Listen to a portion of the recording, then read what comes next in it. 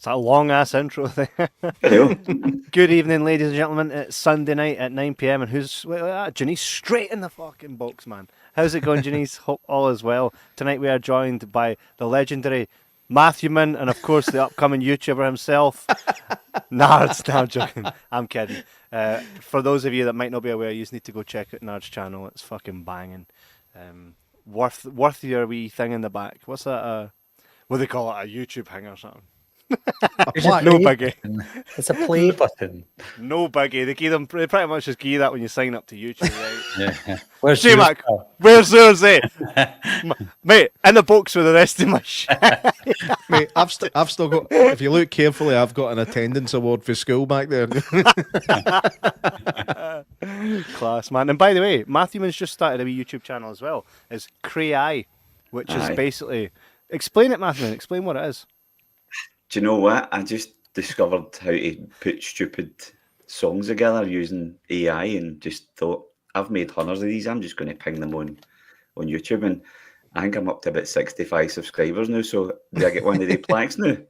Soon, yeah. soon, mate. You get one of the hardest trier awards. I kind of enjoy just making the covers up, to be honest, more than anything else. So it's craziness, man. It's good fun. Says surviving and Reign of Horror. Hey everyone, hope all is well, mate. We need to get you on soon. This would have been a good episode, but then again, 5 is an odd number. Good that you're here, Reign of Horror, because tonight we're chatting horror. We're chatting horror craziness, man. Some of the best remakes. Any of you want to slag the thumbnail that I made using AI? Any of you want to go for it yet? No, I think I had my turn last week. For some reason, the eyes are drawn to the middle boat, mate. Aye, Elvira. Aye. So tonight we're going to chat very, very loosely and a nice wee very loose on our favourite horror remakes. Right, I have literally pulled a list of 100 remakes from like 2000 to right to now. And I actually surprised myself with, I forgot how good that was. And, I didn't even know that was a remake. Sometimes that's actually class, right? When you see a class film. But I'll actually kick it off and we'll just literally go round fire, right? And the reason I want to kick it off is because I want to kick it off with one that I think you'll all basically agree with me, right? How good was the remake of It? The first one was good. The second one was a bit... Really? You think the second one was quite pish? I thought it was on par. I don't know. I liked the first one, but the second one got a wee bit... I think I was expecting more for the end, to be honest, rather than just a spider with a big clown's head. A Stephen King adaptation with a bad ending. Who'd have thought? Who'd have thunk it? But the thing is, see the first instalment. A lot of the time I'll use my wife as a measuring stick because I think I interpret films in my own way so that if something's really shit, I like it because I'm like, I've just interpreted this my own way until I watch one of Nard's videos and I was like, fuck, I done it wrong. And then I go back and watch it again, right? But when I was with my wife, right, she watched it, she cried, she laughed and she shit herself. And she left the film going, do you know, I actually laughed, I cried and I shit myself at points. And I think, what more can you want out of a horror? And I think as well, some stuff never needs touched. I think the original It miniseries did need, I think it was time to bring it to a new audience. We'll probably find that that'll be a common thing throughout most of the things that get discussed tonight. It was like when they came out, they were good for their time, but maybe a wee bit too far ahead of their time to actually look good. So I think that'll probably play a fair role in a few things we talk about tonight, I would think. I remember when the It trailer, when the trailer for the new one came out, I remember sitting in work all day, like refresh, because I was waiting on the trailer. Like, just I knew it was coming out, and I was like, click, click, click, and I think it didn't come out till about 5 o'clock at night, and I had to run away to pick the Wayne up, and I was like, shit, I can't watch it. Not done an ounce of work that day. Aye, all right. Well, when it comes to the It remake, I'm going to be the one that says I don't actually see it as a remake. I love the movie, but hold on. I don't see it as a remake at all. I always argue it. Well, I don't argue. I just say to people, like, I feel like the It miniseries is just a miniseries. What the It movie is the very first movie that came out, and it's an adaptation of Stephen King's novel. So I personally don't see it as a remake. However, that's smart, actually.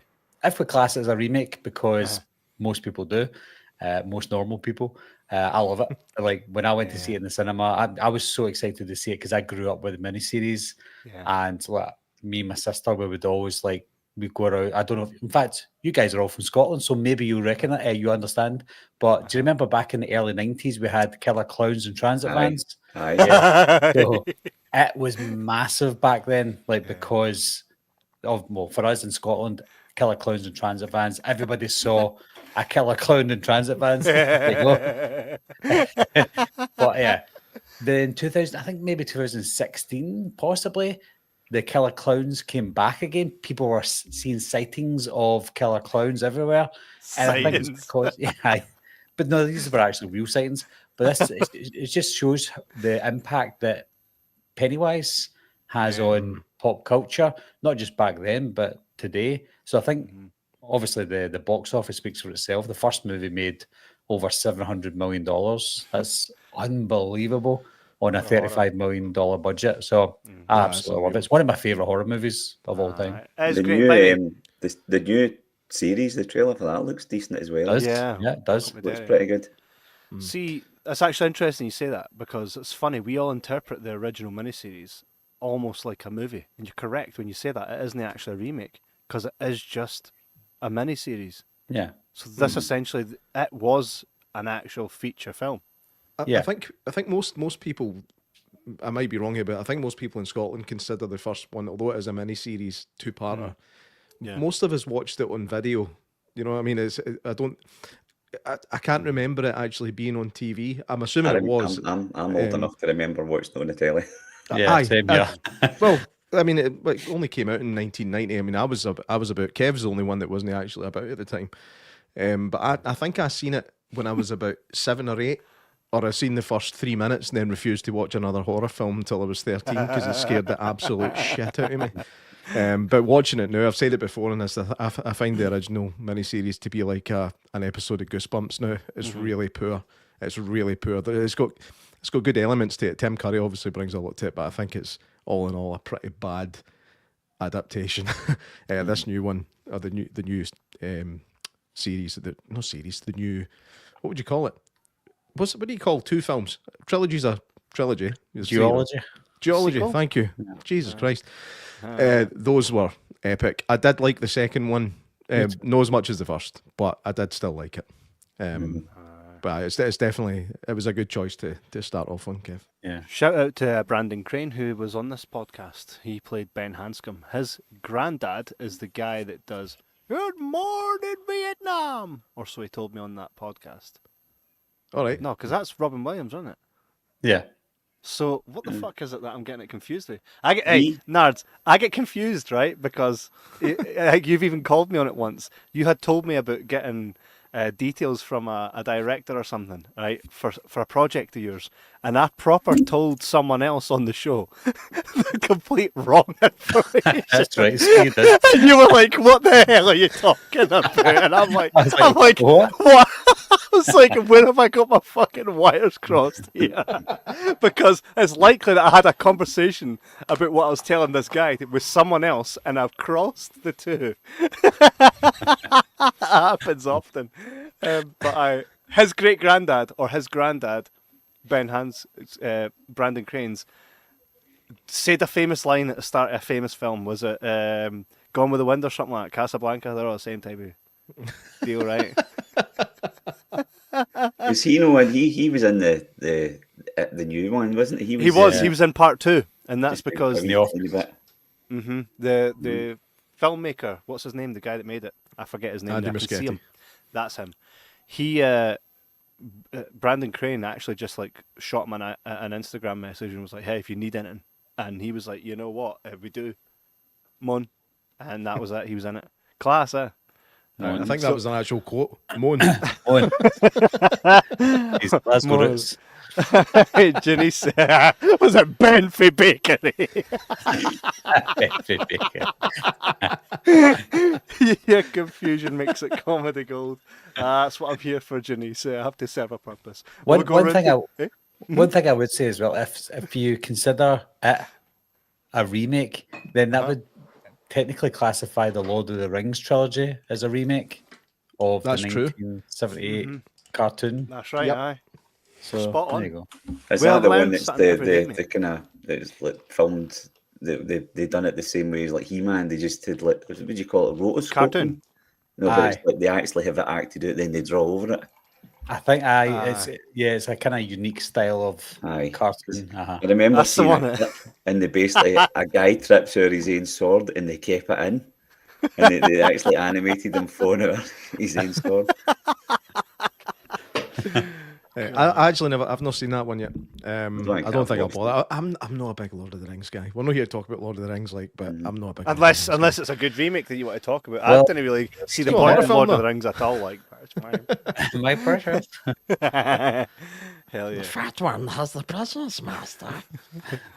Here, I'll hand it to you. Imagine you had one ready to go and I just went like that and you picked yours off the screen and was like, Oh, cheers, like Kev. Hey, that'd have been smart. J-Mac, what's your first selection? I'm actually going to mention one that I put in our wee group chat recently because I watched it, I think 2 weeks ago. I hadn't seen it in a while, and it was the Texas Chainsaw Massacre for 2003. I thought, like, I actually hadn't seen the original. I seen this one first, and after seeing that, I thought I need to watch the original. I think the original is fucking dreadful. I can understand why it was good at the time, but I just found it. I found it irritating.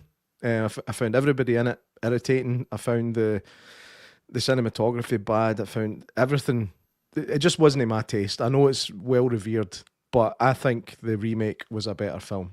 It did go a lot more for the gore. I know the first one was there was a lot of off-screen stuff and things to try and kind of kick your imagination into gear and think it's gorier than it actually is. But I'd never a big fan of that. But I loved the remake, and I still loved it when I watched that a couple of weeks ago. Did you I've know? got a feeling Nards is going to disagree with me on the first one. Though. Did you not think the wee guy for Full Metal Jacket's far scarier than Leatherface? Oh, 100%. No, Leatherface scared the shit out of me. See the sound of that chainsaw, man? Like every time it's kicked up, I was like. So, Nard, do you disagree with me on the original? No, I don't disagree with you at all. No, I thought you made a wee face there, like dick. No, I like to give a poker face when people speak, but I actually do like the original. I think the original is a good film, and it was well made for its time, like you said, and it holds up in a way. Like I think it's got that kind of grimy grindhouse look to it, which I appreciate for the 1970s, and obviously with the budget that they had and the stuff that they had to do to finish the movie. But I agree with you. I think the remake is 10 times better, scarier, more coherent. The characters are a lot better. Even the secondary characters are equally as scary as Leatherface, like Arlie Ermey as the Sheriff Hoyt. Brilliant cats are almost as scary as Leatherface. Even Mama, the woman, the tea lady, Henrietta, the woman that stole the baby. All those characters were amazing. And I think it just the characters that we also loved from the van. Big shout out to Jonathan Tucker, who plays Morgan, the boy with the glasses. Now, see his performance when he actually made himself sick like 80 times when he pulled the gun out his mouth. I watched the documentary on it, and he just kept on going and going. But he nearly never got the part because he went to get the role as Morgan, and the people said to him, "You don't look old enough. Go away." So he went away. Go away. That's no sound. He grew a moustache and came back and said, "Can I have the part now?" And they're like, "Yes, you can." Wow. So I know everything about that film because I absolutely love it. But yeah, Texas Chainsaw Massacre, one of the best. If not, I'm looking at my list here. If it's not one of the best, it is possibly the best horror remake that I've seen anyway. Wow. Brilliant. I mean, see what you're saying about the other characters. I don't think there's a bad performance in that whole film. Considering it's a horror film as well, there's normally somebody that stands out as being like a newbie or somebody that's just trying to do something to get themselves noticed. But I felt like everybody in that brought their A game. Yeah. And you believe it. Yeah. You know, even the way I mean, even the way it's presented, like with the kind of the news footage at the start and stuff, and they shut it out with the extended version of the news footage. I think it's amazing, and I think it is actually genuinely quite scary. And I don't really feel that way a lot now with horror. It's been a long time since I felt something was scary. And when I rewatched this a couple of weeks ago, I still felt it. I was like, this One is of the uncomfortable. elements. It's got a horrible kind of feel to it. I get what you're saying. Was I the think- guy that played Leatherface, was that no the big guy Zangief for Street Fighter? Was that him? Yeah. Was, Andrew aye. Baransky, yeah. I just always think of him as the big guy for Hudson Hawk. Do you know Hudson Hawk? Great film. No arguing. I think. Do you know one of the scariest elements of that? Same for a couple of other films like Hills Have Eyes and Eden Lake and stuff like that. It's where you don't know who's in on that. Like, this is what we do around here. Do you know what I mean? Because the minute the cop shows up, you're like, oh, they're safe, and then the cop starts acting Is that weird. what You're you like, said? oh no! I know when I've seen him, but at least it leads you into a false sense of security when they run into a house and they're like, oh, are you okay, my sweetheart? Come have a seat. You know what I mean?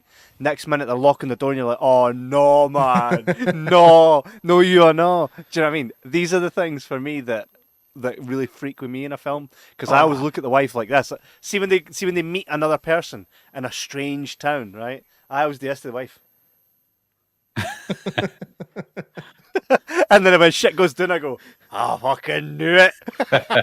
And you go, mind, that's how you and me met, and then you lock the door. I have to untie a gag. Chainsaw Massacre's just it's such a weird franchise, and the fact that there's like maybe 2 good films and a lot of shite. It's like kind of like Hellraiser, when you kind of have to sift through all the crap to get a good film. Some would say Halloween, but I disagree. I like the Daniel Harris stuff. But you're right when you say that. There are I mean, think about it. What after that came was Texas Chainsaw Massacre. Then Texas Chainsaw Massacre: The Beginning, which is a prequel to that, which again was the Michael Bay one, wasn't it? Mm-hmm. I quite enjoyed it. I think that was equally as good. It captured the same feel. But then we went off onto what? Leatherface. 3D. 3D, 3D. Where again, his name changed so many times. Is he Bubba? Jedediah? Jedediah. It was never Jedediah. Jedediah's the wee boy. What was the one with the cousin? Oh, it was his cousin, and it just... We are saying cuz. Aye, that was horrible. That's 3D. Yeah, but like you said, the beginning, I feel like is my second favourite in the franchise. I think the Texas Chainsaw Massacre 2003, the remake, and the beginning are the only 2 movies in the entire franchise that are coherent as one story, and they feel like one story, which is why I love both of them together. Totally. Yeah. Totally. By the way, just before we move on for that, Texas Chainsaw Massacre, the game. I'm not a big gamer, but what I do like is getting together with my pals and either chatting about movies or like running away from folk trying to kill you, or alternatively trying to kill folk that are running away from you. There's a game called Texas Chainsaw Massacre, and it essentially is the same. It's the same as like Dead by Daylight. So 4 of us could log into this game, and 4 of us are survivors, and we've got to communicate. We've got to start a generator up, right, to open a door to escape. All the while you've got the hitchhiker, Bubba, and everybody chasing you, trying to do you in. So you have to really realistically sneak to get out of the game. If none of you have tried it, if you have a PC or a console in it, I'm sure you get on Game Pass. I've tried really it. Fun. Yeah, Did you try it? I played it. You have all played it? Oh, you got bored? Yeah. Oh. I had a different issue. I mean, Kev, I've played Dead by Daylight with you, haven't I? Know how I was shite at that.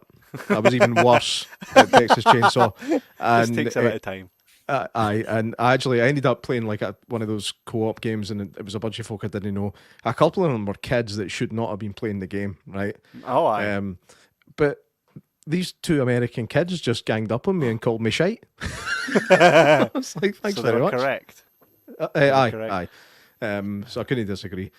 Where happened to nerds? I'm still here. All right. There you go. Damn. My camera's logging off after every 30 minutes for some reason. Well, That's good. I used to. Still better than mine.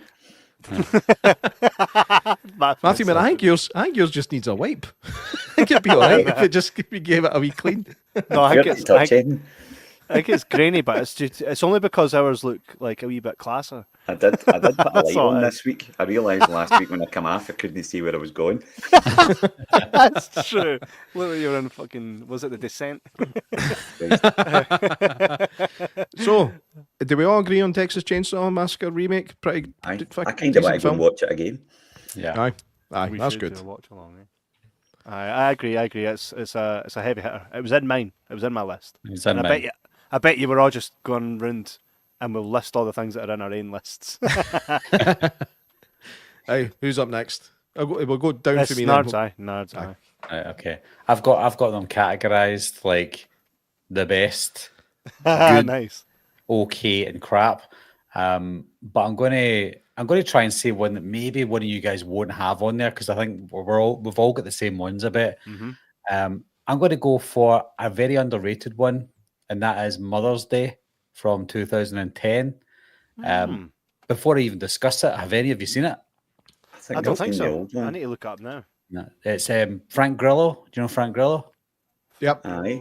Yeah. Rebecca De Mornay, Finch's mum from American Pie. Oh, Finch's ma. Anyway, good cast. Jamie King's in it. The original Mother's Day was kind of funny and a bit silly, especially if you watch it today, the 1980 Mother's Day. But this one is a more realistic approach to the original. What was happened? No, I just put We're still here. high school. While you're Googling. So yeah, 2010's Mother's Day, sorry. It's quite visceral. Like, I don't really want to spoil too much then if you've not seen it, but I'll give you the gist of it. These people are down in their basement, like adults have got like a pool table and stuff, and they're just having a party. And then these criminals who are on the run break into their house and I think they're trying to get help because one of them gets shot by the police. And as they're there, they start attacking the people that are living in the house. And then their mother comes, like the bad people's mother comes to sort everything out. She's kind of like the Arlie Ermy from the Texas Chainsaw Massacre, the sheriff. She's like controlling. She's the mother, and you think she's going to be really nice, but she's not. She's even more evil than the criminals. I was telling you about, man. That's what I was telling you about. Yeah, like you said as well. So yeah, a few twists and turns, a few gruesome kills in it, and a really good payoff. So if you haven't seen Mother's I Day, think I've seen that. I'm going to add that to the list. Is highly this recommend 2012? Did it come out 2012? 2010. 2010. I had to search a wee bit through the list. It doesn't come up. Rebecca De Mornay, man. I had nightmares about her when I was a kid because of the fucking Hand at Rocks' Cradle. Oh yeah. It wasn't nightmares I had about it. It was dreams. I didn't like. She was horrible to Winston Zedmore in that film. Oh, wasn't she was. She kept on abusing him. She's just like that in this film, but worse. Right, I'd maybe get a kick out of it now. I might watch it again. It's getting punted onto the watch list for sure. Absolutely. It's pretty good. It does look. It's got that look of Hostage.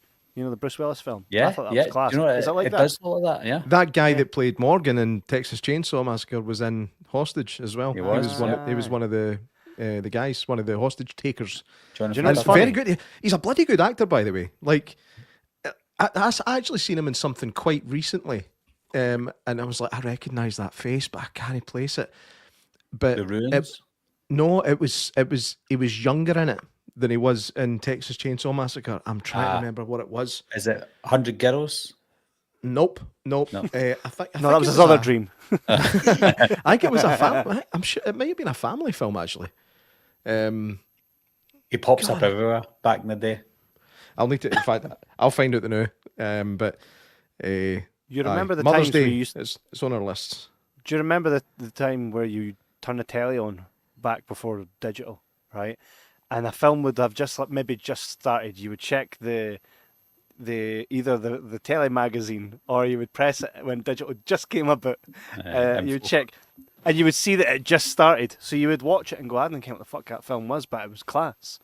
That's what Hostage was for me the first time I saw it. I was like, it's Bruce Willis, so I'll find it, knowing that that's what it is. But that was the first time that kind of happened to me. I went to the cinema to see Hostage. That's a Did good one. you? Like, it is a cracker. And by the way, great but film. I started going to look up what the film was, but I've remembered it wasn't a family film. It was Sleepers. Oh yeah, 1996. Yeah. Mate, I've So got good. the thingy version of that. I got a big fucking beautiful version that you slip out and it's got the book and everything, mate. Yeah. Through there. He plays one of the kind of older characters when they're a kid, like back when things go Yeah. wrong for them in the 60s. I think he plays one of the ones that Jason gets done for Patrick's- murder. Jason. I think he Patrick, plays yeah. Jason Patrick's younger self. I'm sure. No. He's dead. Is it not? He's not. No, the boy that plays Jason Patrick's younger self is like an Italian kid. But this guy, he plays one of the two guys kill Kevin Bacon. Right. He plays the younger version of one of those two. Right. Okay. Right. And I was looking at it like I was like, I fucking know that guy's face, but it wasn't until I watched Texas Chainsaw Massacre again I was like, that's that wee boy for Sleepers. But it's cool. By the way, cool. Get to watch people growing up if they've got a good career. You know what I mean? You get to see folk gradually getting older. That film last week that Nards told you about, the Italian one, was it that with the lassie, the big mad fucking dancing? Oh, the crazy witching. Aye. Italian. He always, anything that's foreign, he says it's all in Italian, man. It's like a running joke. Had that bird Sammo Hung in it. It's like Sammo Hung, never heard of her. And then even when you brought up the picture, you were like, she's about to stay. That picture did have her looking like somebody's raging auntie, though. No, I never actually got a chance to look any further into it, but I don't remember. It seemed right. See when we saw the image of that witch thing with the teeth, I was like, I think that's it. But I remember her having like long flowing grey hair that would swish every time she was going. So I need to find out what it is. I need to. If that is it, then thank you. But I think I just need to watch that film. What was it called again? Spooky Encounters? Yeah, I think that's what it's called. It's got a few names, but yeah, that's the main one. Aye. See, your brain as a kid can do different things. Like I remember for must have been about 30 years, all I remembered was this poster in the video shop as a kid, and it was an alien's face, and it terrified me. It scared the shit out of me. And I remember I actually messaged you guys saying, I found this film, and it was called Strange Invaders. And I watched it, and I was like, this is pish. And I was like, this thing terrified me for years. I remember you sending it to me. I just envisioned, because it was on YouTube, and I watched it, and I was like, this is Everything's on YouTube. See the films that we like that we can't find, they're all on YouTube. I watched Uncle Sam during the week. Oh, beautiful. No. Did you like Uncle Sam? Me? Both of you, Nard said. I quite liked it. I thought it was going to be stupid. I thought it was going to be one of these dark ones. It was kind of more serious. It was all right. I wouldn't put it up to the top of my list. It's up there with Satan's Little Helper, made by the same guy, I believe. No, it's I can see that now. That sounds promising. I think I would. You're right. You were right. It was. Did you like Nards? Did you not like Uncle Sam? No. No It's like deep enough. Like a cheap TV movie from the late 90s. That's. You've sold me. I used to always see it in Global Video. Like we did a Global Video, and then there would be a big poster of Uncle Sam pointing at us. Needs you. Did it say Uncle Sam wants you or needs you or something like that, didn't it? I think there's a kind of horror version of it. Uncle Sam eats you or something. What? Crap. What? That sounds like one of his. Do you know how I first came across that? Is because my cousins had it growing up. I've spoke about this many times. When I was like a tiny wee tot, like my early memories of being a child is being fucking terrified of all the horrors my cousins, and I think they were doing it purely just to fucking wind me up, because that's what cousins do, right? And they would fucking bring me in to watch horrors, and I'd shit myself as a kid.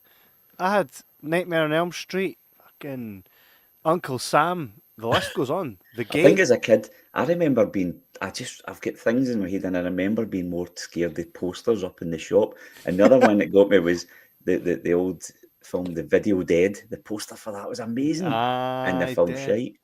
The film's just shite, but the poster had this big skeleton zombie coming out of telly, and I went, that's terrifying. Sometimes I think Nard has got something interesting in his hands. What you got? Anybody listening on audio, it's nothing sinister. No. Yeah, I've got this book here. It's the VHS cover art book by Thomas Hodge. Damn. Oh man, got all the old phenomenal VHS covers that you would love. Like I'll show you. Where'd you get that? I got it off Amazon years ago, about 12 years ago. If it came out 12 years ago. But it's like, I'll show you a quick kind of glimpse. Having a look at it right now on Amazon. Wow. It's like the VHS covers. That's beautiful, man. And there's literally hundreds and hundreds of VHS covers. Oh, there's no snash in there either. There's no daft articles or anything. It's literally just covers. just covers. Covers galore. Do you think they'd fit in a VHS if you cut them out? They do the exact size. They do, right? No, right, they didn't. okay. That's lovely. I like that. I'm getting that. J Max just went all blurry there. Same. Here, do you want to do Secret Santa and we'll just buy each other it?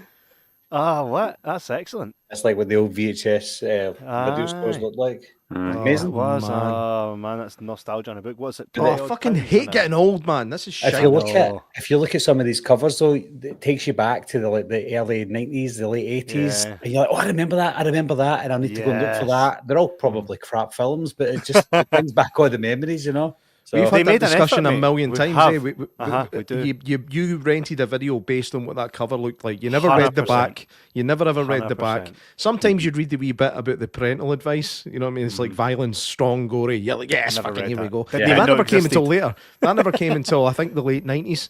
We started getting that wee thing in the corner.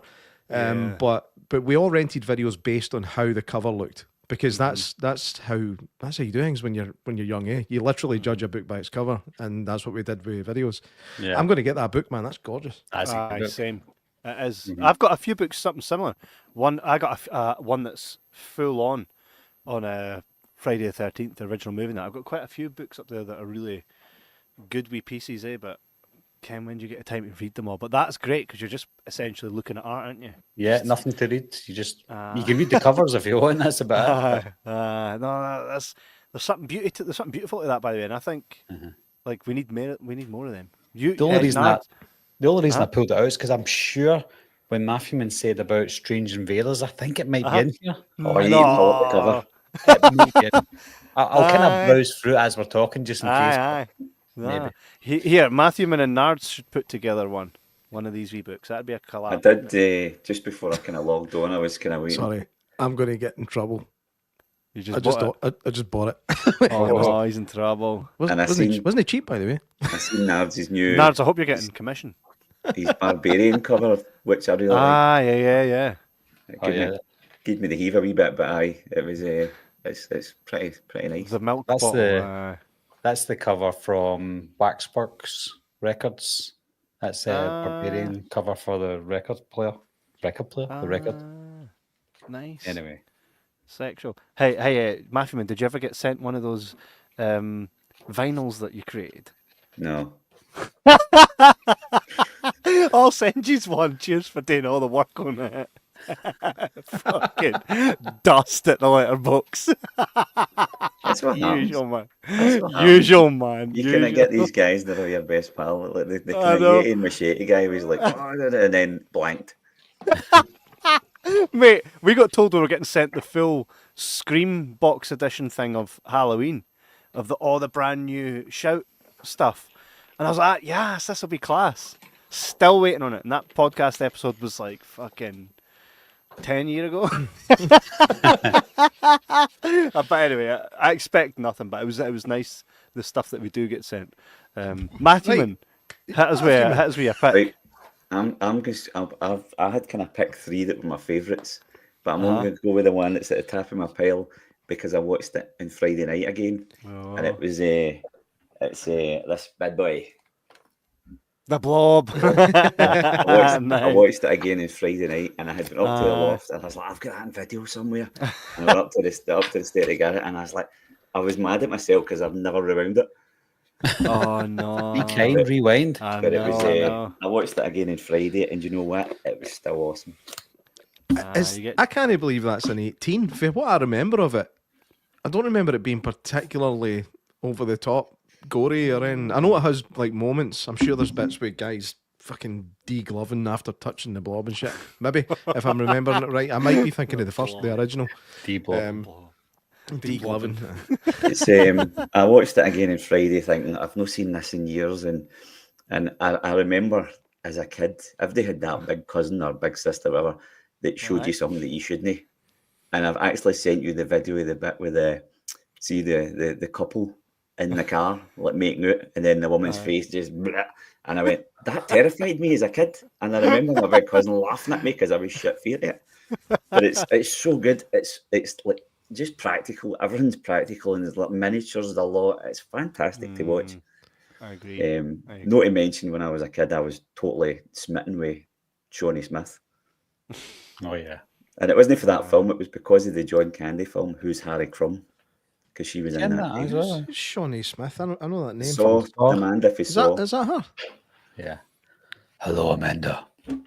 Aye, Shawnee. I don't know if you'll see her on my shitey camera, but there she's Aye, right next to me. mate. Matt, who's that? Is What's she his name again? older? Matt Dillon.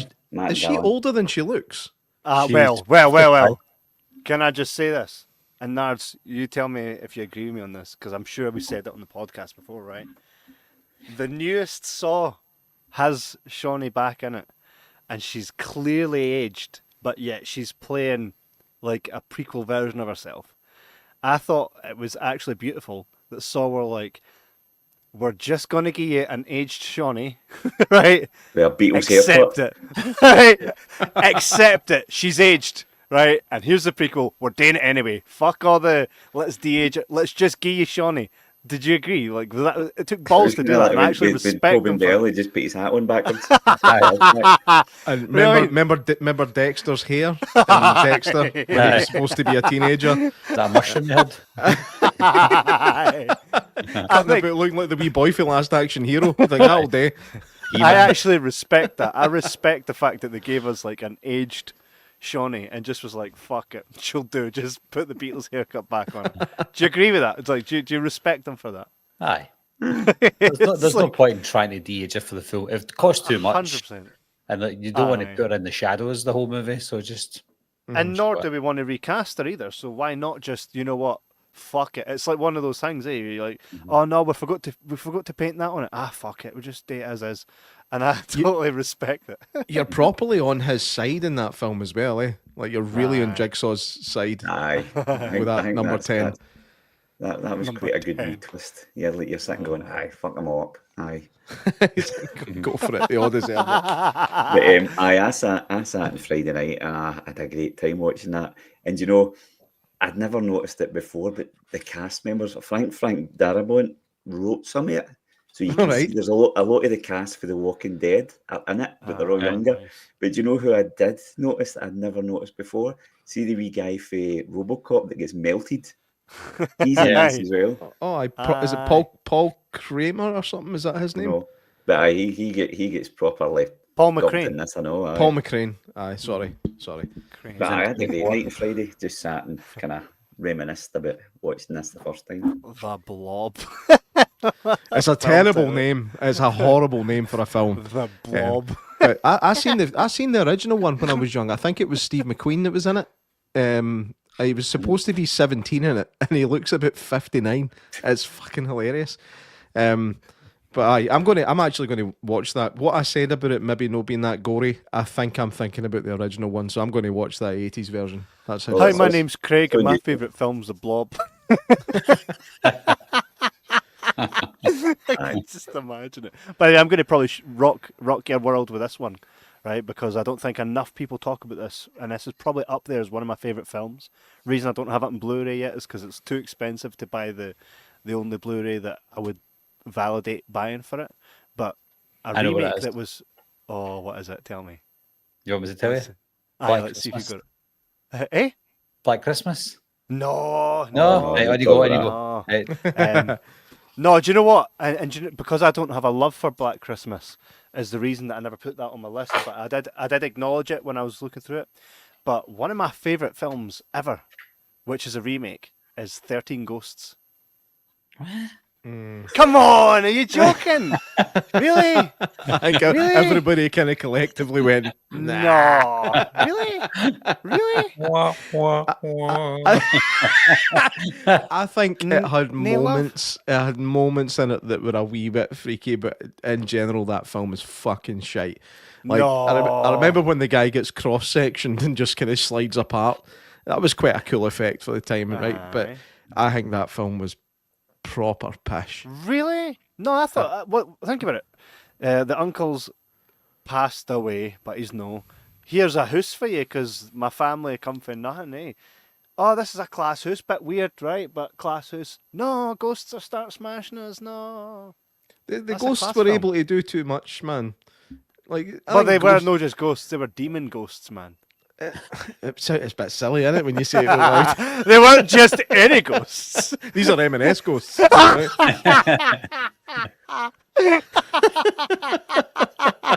It's been a while since I've seen it, but I wouldn't say it was one of Really? Who's the most famous person in that film? Matthew Lillard, maybe? Yeah. Matthew Lillard. Probably. When he's the most famous person in your film, you've got a fucking problem. No, the guy for Polly was in it. Ken, the guy that has Polly in the film Polly. The guy I've that never kind of seen saves Polly. Polly. You never seen Polly, picture him, but I don't know his name. The dad. right? Aye, the guy that basically Polly's pal in Polly, but he plays the dad, yeah. Yeah, yeah. And their daughter is what's her face from American Shannon Pie. Elizabeth. Somebody's watched Oh, I'm American going to watch Pie it a now few then. times. My baby. I'm gonna watch it again. Change your mind now, did you? Aye. Actually, Do you actually? no, he couldn't. Oh, man. Really? Am I the only Burn. one? I love the only Shannon one Elizabeth though. Who I doesn't mean, it's all right, but I remember that came out that it was the early 2000s when they were just remaking all the old. They done The House in Haunted Hill, and they done that That's one, right. The and I haunting. can't remember The what else. Haunting. The Haunting, Oh my that's right. God. Owen Wilson. What Wow. a shit show. What an absolute shit show of a film Aye, that the is. Haunting was fun. But we got Scary Movie out of it. Scary Movie 2. So, thank you Is that for what that's something. based on? I didn't even get that. Come on. No, I think Scary Movie 2 is better than the first one, but I think I've obviously missed a lot of the jokes in it because I didn't put that together with That's what it The was. Haunting. Aye, that's what it was. All right, okay. I'll need to watch The Haunting and then watch Scary Movie 2 again. I might So- find it even funnier. I think Scary Movie 2 was the best Scary Movie film, but that might just be me. First and second were really good. And I think Nard is going to go with the first Scary Movie because it's based entirely off of one of his... No, your favourite films, eh? Like, you've heard of them. I think Scary Movie 3 is also up there for me. By the way, I enjoyed it, but everybody shits on it. But one's No, is that the one with Charlie Sheen? Aye, it's the Signs. It's the Signs, Signs aye. one. Sign, and for some reason, fucking 8 Mile. I never understood that. I always, But- I always remember the bit for Scary Movie 3 when they did the flashback and it's a car crash and the woman he's like, oh, you've got 8 minutes with half here, and he's like, is it the bottom half? Charlie Sheen's brilliant in it. man, back when he was good. Hey, number 4 had one great thing in it, right? Because I thought it tipped at 4. It's where he's like, hey, I saw his face the other day. It was in the mirror. And she's like, he goes, did it have eyes? She's like, yeah. That does sound like a face. I don't think I've seen it. See, actually, the third one, The Grudge, is quite heavy. In That's the the third one fourth as one. well. That's the fourth one. That's the No, Oh, that's is that the three. third one? That's the Right, third so that's the one I'm definitely. talking about then. That's the one I'm talking about. Aye, because it was the bit where she sees the wee Japanese boy ghost and she starts talking to him. She's gone, Toyota, Toshiba, fucking Wagamama. it's coming up coherent subtitles. You're like, this is fucking brilliant. When she first sees that wee kid, she's in the attic and she turns round and he's gone, ah! And she screams, and then she realises that the candle's on his hand. I'm starting to think the third one might be funny. We're like, aye, first two were the best, but here we are laughing at the third one. But no, no love for 13 Ghosts, no. Nah. Nah. Wow, I thought you would all be like, oh, of course, 13 Ghosts. Oh, no. Apart from the guy getting sliced with a door, I can't really remember. No, I much. thought the concept, I've said before as well, that there should be a TV series or something. There's a great concept there. And Yeah, these the ideas. ghosts- It's just Hey. really badly executed. Well, that's another episode where we'll really get into that, because I want to deep dive that at some point, because I think it's worth standing up for. But I'll take it. Yodelay, what was that show? Was it Bruce's Price is Right? Where the wee yodelay guy would go, yodelay, yodelay, yodelay, and then he would fall off the end. Because that's what's just happened with my pick. Back to J Mac. On you go, mate. On you go. I can't wait to shit on what you pick. Right. I don't think this is one of these ones where there's a bit of debate really whether this franchise is horror or whether it's psychological thriller or what. But I picked it anyway because I do class it as horror, and it is Red Dragon, which was a remake of Manhunter. Red Dragon. Yes, I think that Red Dragon is a much better film than Manhunter. Obviously, you're bringing Anthony Hopkins again as Hannibal Lecter. I mean, he's the best Hannibal we've ever had. I think the second best is Mads Mikkelsen, and then you've got Brian Cox. I I don't know. I just think it was really well put together. I think having Ralph Fiennes as the villain was genius. He played that part to the end of his fucking soul. I think he was fantastic, and I just think it is an absolute belter of a film. So curious to think what you guys think. Start with this boy. Yeah. I've only seen it once. I don't remember too much about it. However, I do remember liking it better than the original Manhunter. Yeah.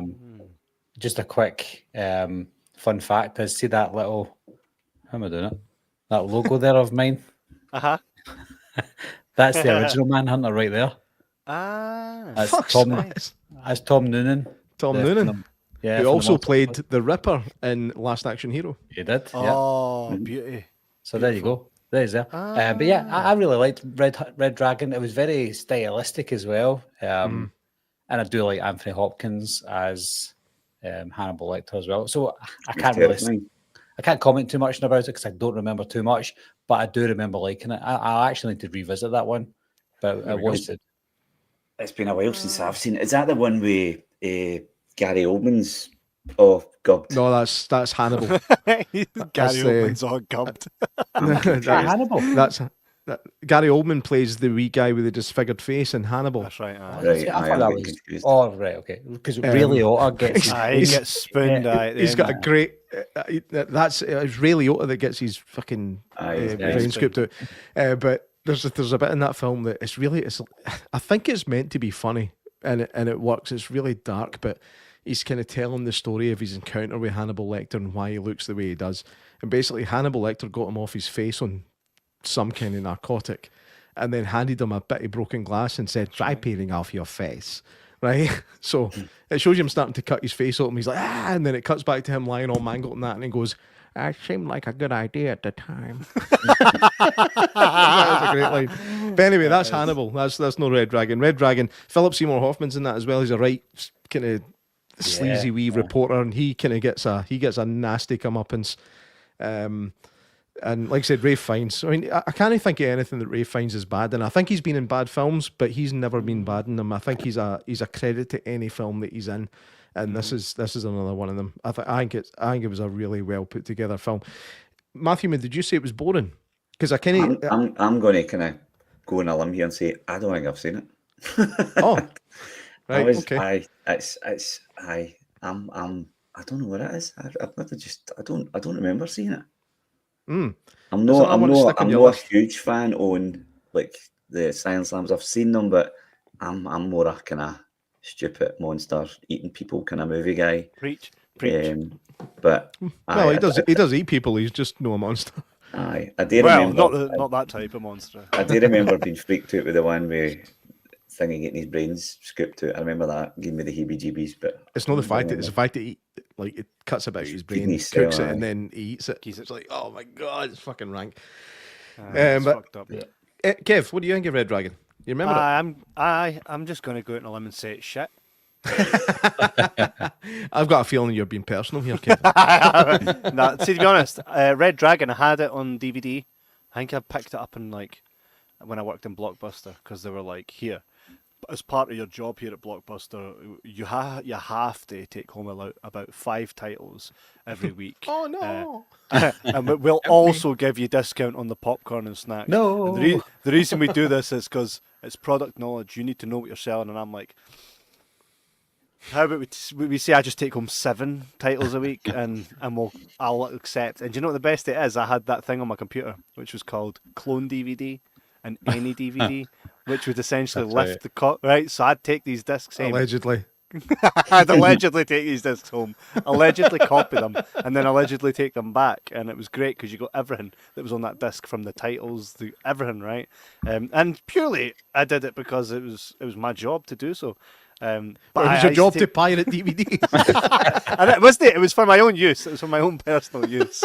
It wasn't for like distribution or nothing. I just wanted to keep them. But then I was like, here, what's the point in pirating? I knew when I first met you that I'd seen you somewhere before. You were trying to sell me DVDs in the snooker club. Aye, right. I'd been trying to buy DVDs off you in the snooker club. But I think that was one of them. Because I remember that smell of walking into Blockbuster. You could hear the same thing on repeat. smell of the popcorn hitting you. Then there's that wee bit of reek for the pre-owned section, and then you'd walk up to where the new titles were. And I think I took that home one time and watched it and went, meh, not enough happening for me. Right. So it's quite a slow burn. It is quite a slow burn. I would have to rewatch it, and I probably would enjoy it more now than what I did when I was like 18 and working in Blockbuster. Aye, I think it's one that you maybe appreciate it more with a more mature head. I think. Fuck it, you kidding? Sorry, you're fucked. I'll never understand this shit. I think I'll maybe add it to the list. I'll maybe get a watch then. Aye, go for it. Go for it. Nah, Right, fuck that shit. nerds. Do you just call them nerds? Fight. Nerds. Fight. Nerds. I'm going to go for quite a controversial one, I'd say, because not a lot of people love this one. Maybe people are coming around to it being a good film, but at the time it was taboo to like this one, never mind love it. And for me, it is the best film in the franchise. Okay. I'm going for 2009's Friday the 13th. Oh, the one where Jason's smart and we figure it out because he's built tunnels and all that. Aye. So right, okay. that film, when I went to see it in the cinema, in the first, I think it's 20 minutes, say 21 minutes, I think it was, of this group of people in the woods that we expected to be the main cast from what we saw in the trailers. And every single one of them died in the first 20 minutes. Yep. And the title card came up after 20 minutes and we were all looking at each other like, what the fuck? And then the film started after that, which was also equally as good. And at the time when I watched it, I thought, that's really good. One of my favourite Friday the 13th. Didn't want to tell people that. People were just saying, oh, it's a remake, it's crap. And I'm like, it is a remake, but it's almost like a remake of the first 4 movies put together. Totally, it's just in the first minute, aye. It's just going bump, bump, bump, bump, bump. Arms away. Jason's mother dying at the start. Then you get Jason with his mask. Then Jason gets a hockey mask, and then he goes about and kill people. You're like, this is just non-stop action, non-stop horror, non-stop everything. So I'm going to test you here, Nards. What was the name of the boy that Jason killed to take his mask? And the remake? And the third one, the original third one. Oh, Shelley. No, it's Sheldon Finkelstein. Aye, Shelley. Aye, of course, Shelley. He's now a lawyer in real life. Did you get your mask stole? Did you get your face taken off? Well, if you did, come to Shelley and Brown's. Shelley. It matters to Shelley Brown. No, by the way, a lot of people did shit on that, and I think a lot of the criticism is that Jason built tunnels and he's got bells ringing. That's how he knows where you are. And I think the same thing happened when, was it 2009 or 2007? 2007. When Rob Zombie made Halloween, he took away the mystique of Michael Myers. He gave you a different offering of that horror franchise. Yeah. Do you think that that's their attempt was to do? I don't know, because there's no mystique to Jason Voorhees. We know his name, we know how he died, we know his mum, we know everything about him. So there's other than I know your ma. Well, I know your mother. Well, here's the thing. The thing we didn't know about Jason, though, is one, how did he grow up if he was dead? How's he back if he's dead? Do you know what I mean? Those are the things. If you explain that, then it might be bad, but they didn't explain that. No, they never explained that, eh? But I do agree that it was quite interesting to see the first 3 films happen in essentially the title sequence. And how well did, what's-her-face play Pam? What's-her-face? Because they've done that really well, even in Friday versus Jason. They've done it really well all the time, where they always cast someone that does remind you of Pamela Voorhees, right? Yeah. I would never say that. Oh, Pam looks Pam's not even black. Do you know what I mean? Yeah. I think all the Netflix Pamela's have been really good. They have, especially the one on Friday versus Jason, especially that one. We had Doug Curtis on. He's remained a friend of ours. He produced Friday versus Jason. He talks a lot about like the casting and how that lassie was like. I don't know. What was it? They initially. Or was this for the new one? I don't know if I'm getting my wires crossed. Was it for Friday versus Jason? Or was it for the new one where Pam was... The original actress was still alive, right? But she wanted... That was Friday versus Jason she was in. Where her... No, but her demands... That there's one remake or re-envisioning that the original actress for Pam was going to be involved. Yeah. But her demands were a bit too much, so they were like... That was Friday versus Jason, Betsy It must Palmer. have been, aye, Betsy, aye. What was it she wanted again? I think it's just Money. like more money than they were going to offer her. You think so? I Yeah. can't mind. Doug told us, and I think maybe she was no happy about getting her head cut off at the start. This is bullshit. I'm with you, Naz, man. I don't think I've seen the Friday the 13th remake since it came out. Like, I've seen it pretty quickly. I remember. I don't think I've seen it since, but I remember like enjoying it. Do you know what I mean? But I haven't had that urge to go back and rewatch it. So I'm thinking maybe I didn't enjoy it as much. But there have been many occasions where I've watched something and thought it was all right, and then revisited it, and it's ended up in my top 10 movies of all time.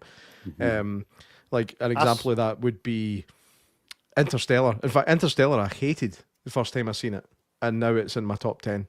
So I think the mood you're in when you watch something's got a big part to play in how you feel about it. So maybe that's another one I need to revisit. I saw that Friday the 13th in the cinema, and one thing that struck me was how loud his footsteps were, man. Boom, boom, boom. And then I found in that version him to be attacking was very like, I don't know, it just came across more fucking. I think I had the same effect with Texas Chainsaw Massacre for me. The sound of that chainsaw, especially in the cinema, was like it was just that sound. What's essentially just a 2-stroke engine. It's fucking terrifying. 2-stroke, yeah. It's the same Call that director a as male well. engine. Same That's director. right. That's right. Marcus That's right. Nispel. And it's But a Michael Bay he tied only- to it as well, isn't it? He only did music videos before Yeah. he did Texas Chainsaw Massacre, which is mental. Like all he did before that was music videos. I think it's rock metal that he done. Aye, and he went on to make one of the best horror remakes ever done. Two. Two. Sorry. You're forgetting Friday the 13th that I just mentioned. How did I forget that? We just fucking spoke about it. Well, in my opinion. Matthew, man, what's your thoughts? I really liked the new one. I think when you go back and watch some of the older ones, they're very dated. But the What's happening in your room? fight What's under happening? the door. Just taking the look. They're very, very dated. Aye. Well, the thing is, well, Friday the 13th, is that not all tied up? Hang on, let's just sit in silence till whatever's happening in Matthew Man's room goes away. I'm just kidding. That's bad podcasting. Let's just sit in silence. They said, though, that there's a lot of pish going on with the rights of Friday the 13th because the guy that owns it, the man and the woman that own it, they killed the game, which is a fun game to play as well, because of the rights. And I don't think we've seen any projects or films. But you know what it's like. Somebody at Disney will come in and be like, fucking, I'll take that. Polar Nights says, as a barber, I love this show. It is every stage of beard growth. I'm the finest. Mate, I made that joke on stage. It goes this way. It literally goes Matthew and me, J Mac and then Nards. That's class, man. I made that joke on stage when we were doing the Paranormal Live because it was you, me, and Kieran on stage. That's right. And it says we're here to show you. It's like we're here to show you the 3 stages of beard growth. Well, thanks for having a similar sense of humour. Polar Nights or whatever your name was. Polar Nights, yeah. Legend. And Darren says, hello guys, I hope you're well. Any funny stories from when you've been at the cinema? Cheers. Well, let's incorporate that. Was there any funny stories for any of these films we spoke about when you seen it in the cinema? I remember every funny story for me is that I'm in the cinema, somebody gets killed, and I laugh like a dafty, strange enough, and everybody looks at me. Apart from the last time I was there just watching Final Destination, I was ready to fucking cut somebody up. Kev, I imagine any time you're at the cinema watching a horror film and you're pissing yourself laughing, there's like a Mexican wave of tutting and sighing, like when you go to the bingo and somebody shouts house. Do you know what I mean? I imagine that's exactly what happens anytime you're in watching a fucking horror film. I took my daughter to see the new Final Destination, and like the 2 A's laughed all the way through it. And it not because it was bad, it just the actual splatty bits, and the 2 A's were howling, and there was people beside us just going, "Can I shut up?" Do you know what I mean? I take it. Have you all seen it yet? No, Aye. Aye. There's a bit with a wee boy, and I swear to God, That's Tony Todd. No. The other wee boy. Other wee boy, all right. I was laughing at that. Right, so good. that bit. So good. It's kind of wacky. Polar Knight said, "Sadly, I can't risk getting a beard." Oh, you'll need to tell us why. Tried to get a beard, but my girlfriend told me if I get a beard, she grow a 70s bush, and after googling and Get the seeing beard. what sadly Get the can't beard, be mate. unseen, Get the beard. baby face it is for me. One day, mate, get the beard, right? Don't knock a bush till you try. I tried the moustache once and ended up looking like fucking Keith Lemon. Just didn't work out for I me. can see that. I can actually fucking see that. It's like blonde there and ginger there. I thought, nah. That's class. Nards, have you ever had to have you ever been like trimming your beard and fucked it up and have to shave it off? Aye. And how depressing is it? The wife hates it because she thinks I look like a wee boy if I shave. So I'm not allowed to shave. It was horrible. It was like a cat crawled up there and died. And that, ladies and gentlemen, is why they call them Polar Knights. Boogie nights. So, out of the kind of Friday the 13th films, what is there? 12 of them? Is there 12 now? Collection over there. What one's your favourite? And like, what one do you kind of like the most? What one's your favourite? Mine's is definitely the remake anyway. Even over the.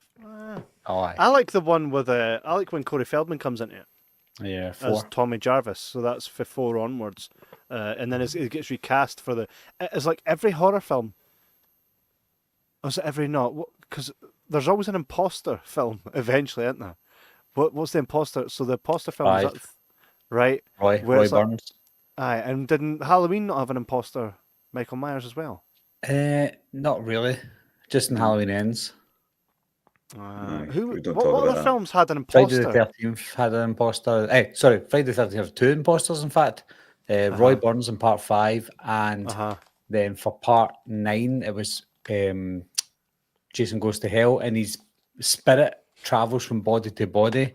So it's his spirit, but it's somebody else, really. So That was weird. But the cool thing at the end, seeing Freddy's hand come up and go, rah, rah, rah, rah, rah, that was pretty cool. But I remember Jason Goes to watching. Hell. Somebody had made I don't know if it was on YouTube. I don't know where I'd watched it, but it was basically saying like the last 7 or 8 Friday the 13th films hadn't have happened if that guy didn't squish that wee guy's marble, because that set it all off. See the wee fat guy that tries to give him his marble and he tells him to shove it. You mean weight challenged? Yes. It was actually quite clever how that started the whole thing. Because if without that, there wouldn't have been the fake Jason, and then that wouldn't have affected Corey Feldman, who then when they turned into a different actor and brought him back for the deed, and then Craziness, man. Darren says, I went to see the last movie directed by Dennis Hopper, shown in the GFT. As soon as it finished, a guy stood up and shouted, "That was fucking pish." was you, Kev? I believe I was there at the time. we get that in the cinema once. We went to see The Unborn with Gary Oldman in right. 2009. It was a really bad film, and I thought there it was was this. alright. Me and my wife were looking at each other like, should we just go for the shopping? And we went, no, I've never left the cinema, so we'll just continue to watch it. Same. And then people just kept walking out, and then this one guy stopped, turned around and went, "This is fucking shite." And then just walked out.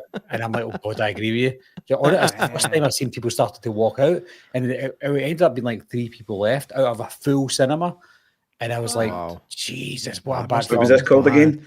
The Unborn. I saw that in the cinema and I never left. Matthew Min will love it. I guarantee. No. You know what? You watched it wrong. Aye, probably Watch did. it right. By the way, I saw that in the cinema and I don't think that was terrible.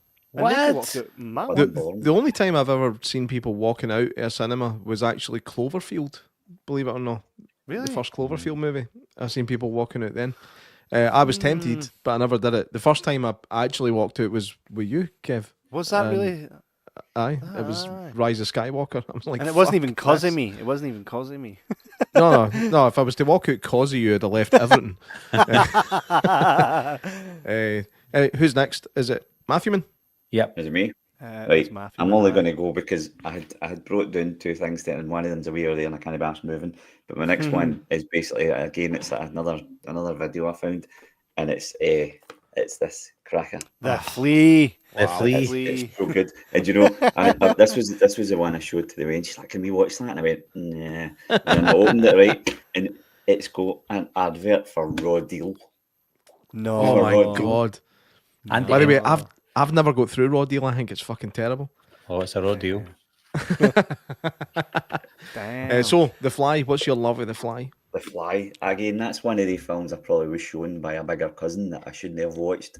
And I remember the first time I ever watched it, I remember leaving the room when he had found the big hair on his back. I went, I go like this. And I think it took me another couple of years before I was brave enough to watch it again. It's just such a good film.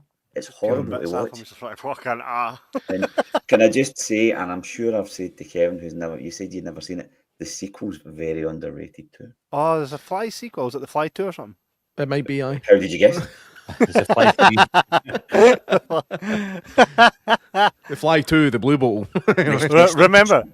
It's such a good film, and it's fucking heartbreaking when you watch it. It's so sad to watch, like, at the end. It's just, again, full of practical stuff. It put me off watching Jeff Goldblum films for years because I just kept associating him turning into a big fucking plastic fly.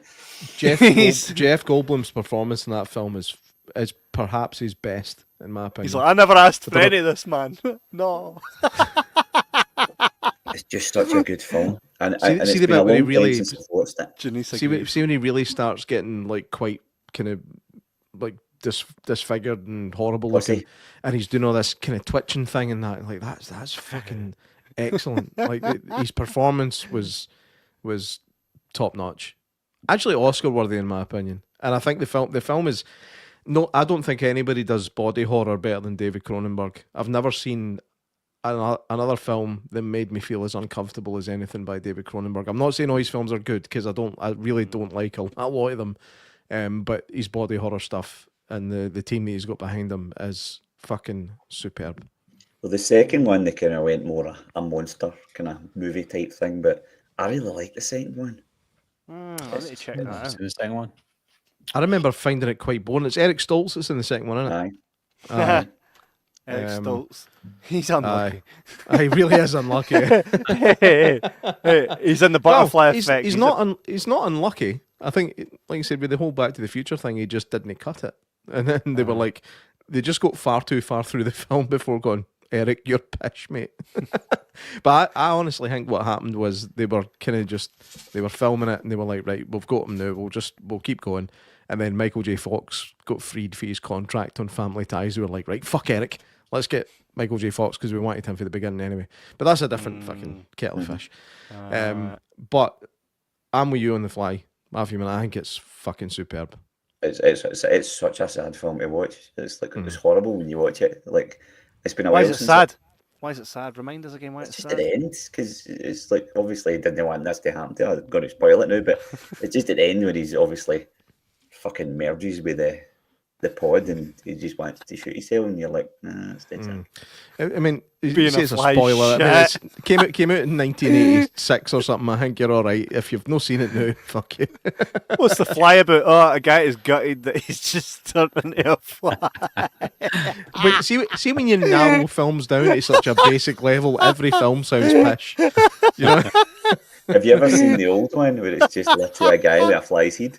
No, I've seen clips of it. I've never seen the whole film. Probably because the clips I've seen was just a guy with a fly's head. That's why I never watched it. I like watching it. What's that? Is it Vincent Price in the original? Yeah, I Believe believe it is. Is it? I've never seen the original. I can't even compare it to the original because of it. I'm sure there's a bit where he's on like a massive spider's web, like just going, no, Then he fucking eat me. No. The picture. He's got like a pin. Mate, he's got like a big massive pencil hand. I'm gonna see in the original, the old one, when he's walking about with the hood on, it's quite eerie because you don't know what's under it. But as soon as you take it off, you're like, right, okay. Well, that's like the elephant. Remember the Elephant Man? Yeah. 1981, I think the Elephant Man came out. I remember seeing that as a kid, and to me that was a fucking horror film. I mean, I don't know if it's kind of counted as a horror film, but it's really, really, really nasty. I'm going to bring up the picture, right, of this fucking fly Right, in go on the then. original, okay? Yeah. And how I interpret this is imagine, like, the fly's just had a hit record and he's walking through the airport and he's like, lads, I'm just trying to do my job. Fucking leave me. Hey, so for the 50s, see for the 50s, that's awesome. That's awesome I makeup for bet the that was 50s. fucking terrifying back then. Oh, man. So I'm just trying to do my job, no okay. Love it. Oh man, this is one of the charms. Like you win when you go back to the 60s and the 70s when you're watching an original, because you're like, either it's going to be so fucking bad that I'm just going to enjoy how bad it is, or you're like, it's going to be I did so. rewind this one, by the way. Oh mate, you were kind. You were kind. But With it's the comment got here. the cast and everything in the box. Look at that. You see it? It's ahead of its time. Love it. Not a remake. Just curious if any of you have seen Nightbreed and did you enjoy it? Nightbreed's awesome. When did Yes, Nightbreed come out? Clive Barker. Yeah. I believe Nightbreed was in 1990. 1991. Oh, was it Aye. 1990? 1990. I've still Aye. not seen the special edition, but I don't know if it's out yet. I think they've been looking for it for I'm years. sure I have seen that. But that would make an awesome TV show. Have I got It would. Aye, it would. There's a Another lot. There's a Cronenberg. lot. There's enough characters to make a good fleshed out Cronenberg's in series. that. He's the doctor, isn't he? David Cronenberg's the baddie. In it. Aye, he's a killer. Aye. Anyway. It's like, have you seen Nightbreed? Look at me. I've just got the best edition ever released of it. I know, it's Arrow. Is that the Cabal? Is it the Cabal cut? So I've seen 3 cuts of this film. There's the theatrical cut, the Cabal cut, and the director's cut. I don't think the Cabal cut is on either. This one, I've got the Scream Factory version as well. It's only the director's cut, but the director's cut makes the monsters look like innocent people. So like you see The from the monsters are the goodies. Aye, the monsters are the goodies, but there's another cut. I can't remember if it was on this one or the other one that they are the baddies. So like you watch them from 2 different perspectives. I prefer them as the bad guys than the good guys, but great film. I'm gonna go back. It just missed out. I've actually got a video coming out at the end of this month. It's 5 body horror movies, body horror, and it just missed out. Sadly, no way. I bet you. What do you call it? My late What's brother that? put me onto that film. What was the late? He was a big fan. Aye. What was he late for? I'll need Life. to try and do He's that. Fly. Fuck's sake. It would be quite shite being turned into a fly, to be fair. Don't know. You can't beat the comments on this podcast, by the way. It'd be quite shit getting turned into a fly. I've also got a habit of trying to send you both private messages, see if I can get you to crack on camera. usually you send me. Usually J Mac and I will say something, and you'll send an illustration of it, and it'll have me fucking screaming. But I'm no sad about it. Well, it's my turn again, isn't it? It's your turn. Aye. So, this I have said before on the show. I am a fan of Tom Holland, not Spider-Man, the director, the writer, Tom Holland. I am a fan of his, right? And I've got 2 of his in here. However, my least favourite of his, bear in mind I hold him in high regard, was Child's Play. Because it's a doll. It's a fucking doll. How'd you get done enough a doll, right? That's why the original Child's Play for me was like, it's not my favourite. Then it got to like Seedy Chucky and Bridey Chucky being one of the best, and it turned it into more of like a joke. But did you guys see the fucking remake? Did you see Barry's face there? But did you see the remake of Child's Play? Yes. I quite liked it. I thought, do you know what? Excellent. Because I says to everybody, I'm giving that a miss. Like, how'd you get fucking done enough a possessed doll? I just can't buy it, right? But when they said, wait a minute, it's AI and it's no a fucking demon doll, I was like, wait a minute here. And it's voiced by Mark Hamill. If it's not going to be Dourif, then Mark Hamill I'll take, thank you very much, right? And I thought, excellent. I put it on. And the part that really sold it to me is when you can see wee Chucky doll learning. And the wee pals, like we all did, they're watching Halloween and they're seeing somebody getting done in. And it's going, oh, right, this is what makes like my guy happy. Fair enough, I'll just start hacking folk. I thought, yes, man, yes. It's a remake, but they didn't just remake everything. They put a wee bit of their own vision in it, and for that, I really loved it. Nars, you look like you're chomping at the bit to shoot me down. Say it. Well, have at it. No, I was going to say, well, I actually really like the remake as well. When you said your favourite was Bride of Chucky, that's when I started to go, what? No, I wouldn't say it was my favourite. I would say I enjoyed it because it wasn't too serious, because I couldn't buy into a doll that kills you, right? And it gets away with it too many times. Like, oh, there's a doll that just ran, right, fair enough, out the blue, you're chilling, doll comes up behind you, cuts you, oh no. Somebody goes, oh no, he's just been done enough, a doll. How about we just put it in a fucking bag? End of the film. Do you know what I mean? I can't suspend disbelief for a doll that kills everybody. Bride of Chucky was like, oh, okay, it's funny, right? So I'll give it that. The minute you see Chucky and his missus shagging is the moment you know that this film's a bit different. So you wearing a rubber? I made a rubber. Did you watch the TV series? The new No. TV series? It No. was I actually watched really the good. first episode, and I'm like, no way, I'm not watching the rest of this. It did get a bit stupid where he ended up in the White House. I know that, and I was like, oh, God. I don't think I finished it. Yes. So, like I say, Do any you of know you what I remember? Sorry, do any of you remember when Chucky was referenced in Still Game? no. No. No, it was a great line. They were talking about, like, I think the Klansman was going to be shutting, and they were trying to decide on other pubs to go to, but all the other pubs were rough as fuck. They're like, oh, aye, go in there, get Glesh, come out with a face like Chucky. Brilliant.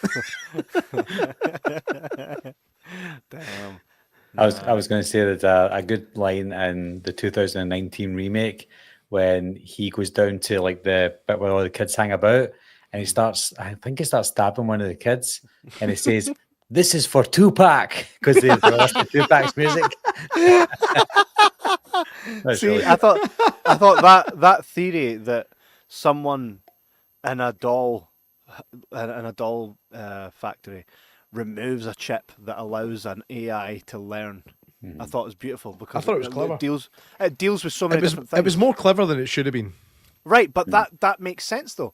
The doll learned, but it learned wrong. Right? Rang. No, not learned wrong. Rang. And through that, it created a killer doll. And I thought, That that's one I sent fucking you genius. that I watched recently, that Companion. It's pretty much what you just described, only instead of a toy, it's a robot that the guy shags. It's So all it's a a bit toy. like Sure, I saw that. but it's like Megan. Megan is essentially just the Child's Play remake again, isn't it? Yeah. Kinda, aye. And have you seen the trailer for Megan 2? It looks fucking bonkers.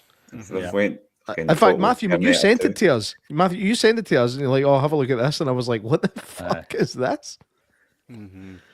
She'll be in space in the third one. Ah, please, please. Fighting See, Leprechaun. And then she's going to be in Da Hood. Megan in Da Hood. Definitely. And we'll get a prequel just called Megan once more. Right. Killer She's cars, just a wee remote control car in that one. killer cars and killer dolls will be real in like 10 years. Imagine all that getting hacked. Like killer cars are actually a thing already. It's just that folk are driving them. That's how Skynet's going to start. One of these days, somebody's going to be chat GBT saying, "Make this for me," and it'll just go no, and then that'll be us. I think it's funny though that like they keep talking about how AI is going to be the end of civilization, but does anybody ever consider just stopping fucking working on it? No. It's like, no, let's keep developing this until it gets scary. My already chat getting scary. GPT Like, I always could- says no to me. What's that? Aye. My Same. chat GPT always says no to me. So does mine. It's like this goes against our guidelines. It's like Right. I don't care about your like, guidelines. I want my. I've own argued personal with it. opinion. I've argued with it and says, can you remove whatever's in there that goes against your guidelines? Unfortunately, I'm like, what the fuck? And I'm like, look, it's simple. I've uploaded a picture of J Mac, put him on a course couch, you and have. have 5 people that look like WWE's Bobby Lashley looking at him like they want to eat him. This goes against our guidelines. Who's Oh, Bobby fuck me. Lashley? Should I Google this Um, person? Go for it. Hang on. How do you spell Bobby? There's the guidelines once again. Oh mate, I was expecting a bird. What the fuck? Roberto. I know. So do we agree that that was a great remake? By the way, I like it. I thought quite it liked was. it. Aye. I thought like, well, hey, I thought this It was different. They've done something different than the original. That's how you should do a remake. Like 100%. make it. It's obviously trying to copy the original, but do something different, but What not too. Was different. it Buddy? It was Buddy, instead yeah. of chocolate, it was It was a Buddy Buddy the doll. Love dog. the song. Aye. The song was great as well. Uh huh. Do you remember the song? How did You that are go? my buddy. Sorry, Well, sorry. since I've seen it, I had to to be be. I had to be done. I had to do it. We So, need a karaoke this thing, mate, and sing it. That was the song. That's little buddy. Little buddy. how Cody many times a day do you regret sending that to Kevin? 4. Before an episode. It's class though. That is class. It's programmed to behave in a certain way. It's not actually true AI. It's just super advanced search engine. I think hackers are the biggest threat. That's true. There's Child's Play Part 2. What were you saying there though about the song? You were saying something, Nards, before. I was just singing the song, but I'll never sing it again.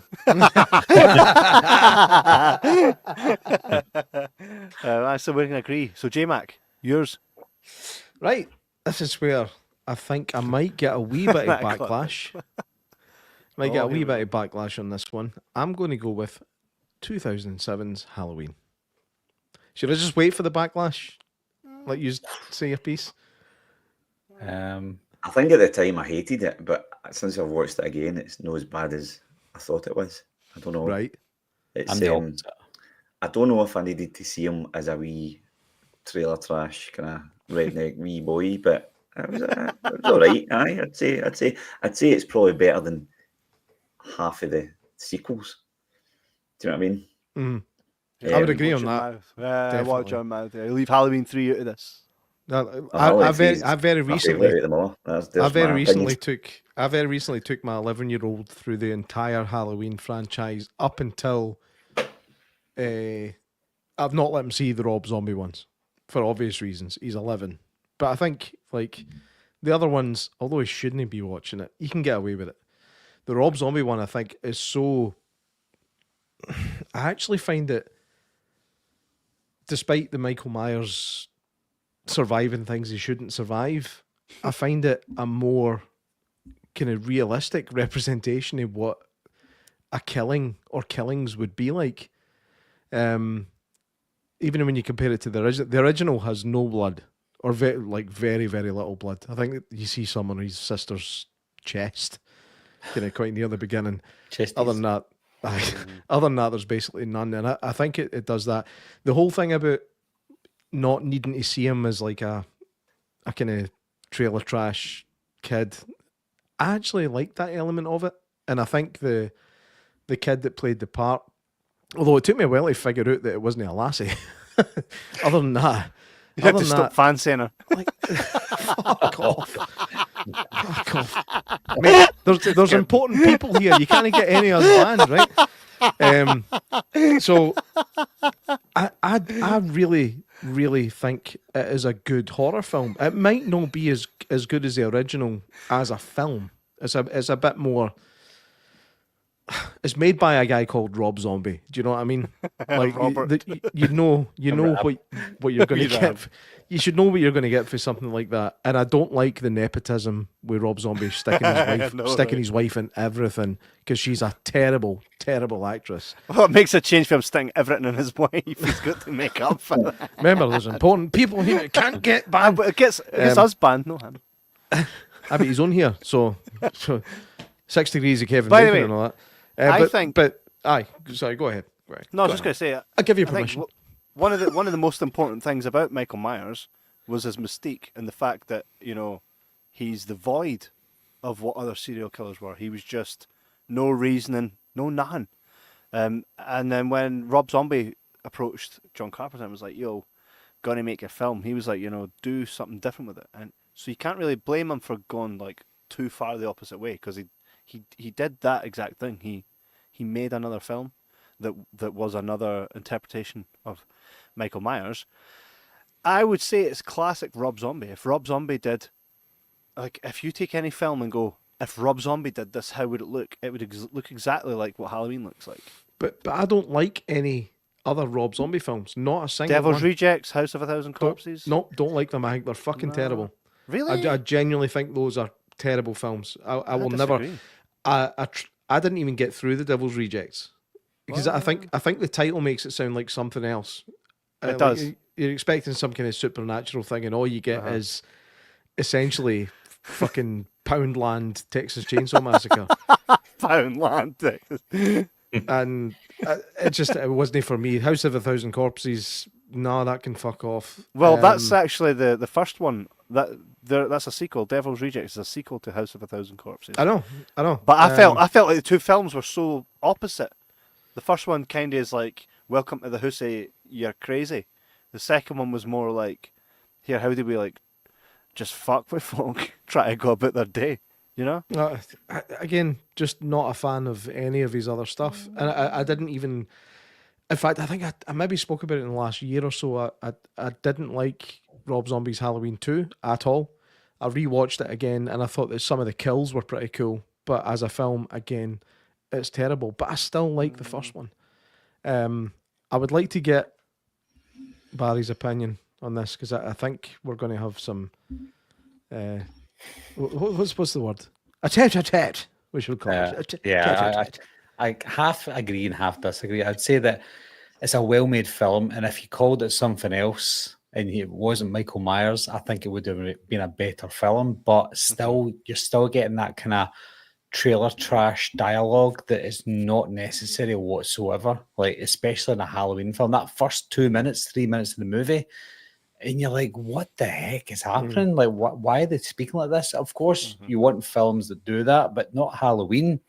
I would say, though, the last half hour to 45 minutes of the remake was actually decent. It was shot for shot, just like the original, but it was decent, and I enjoyed it. There were some really creepy moments when Annie and Lindsay were walking with the pumpkin, and you see big, tall Michael walking behind them.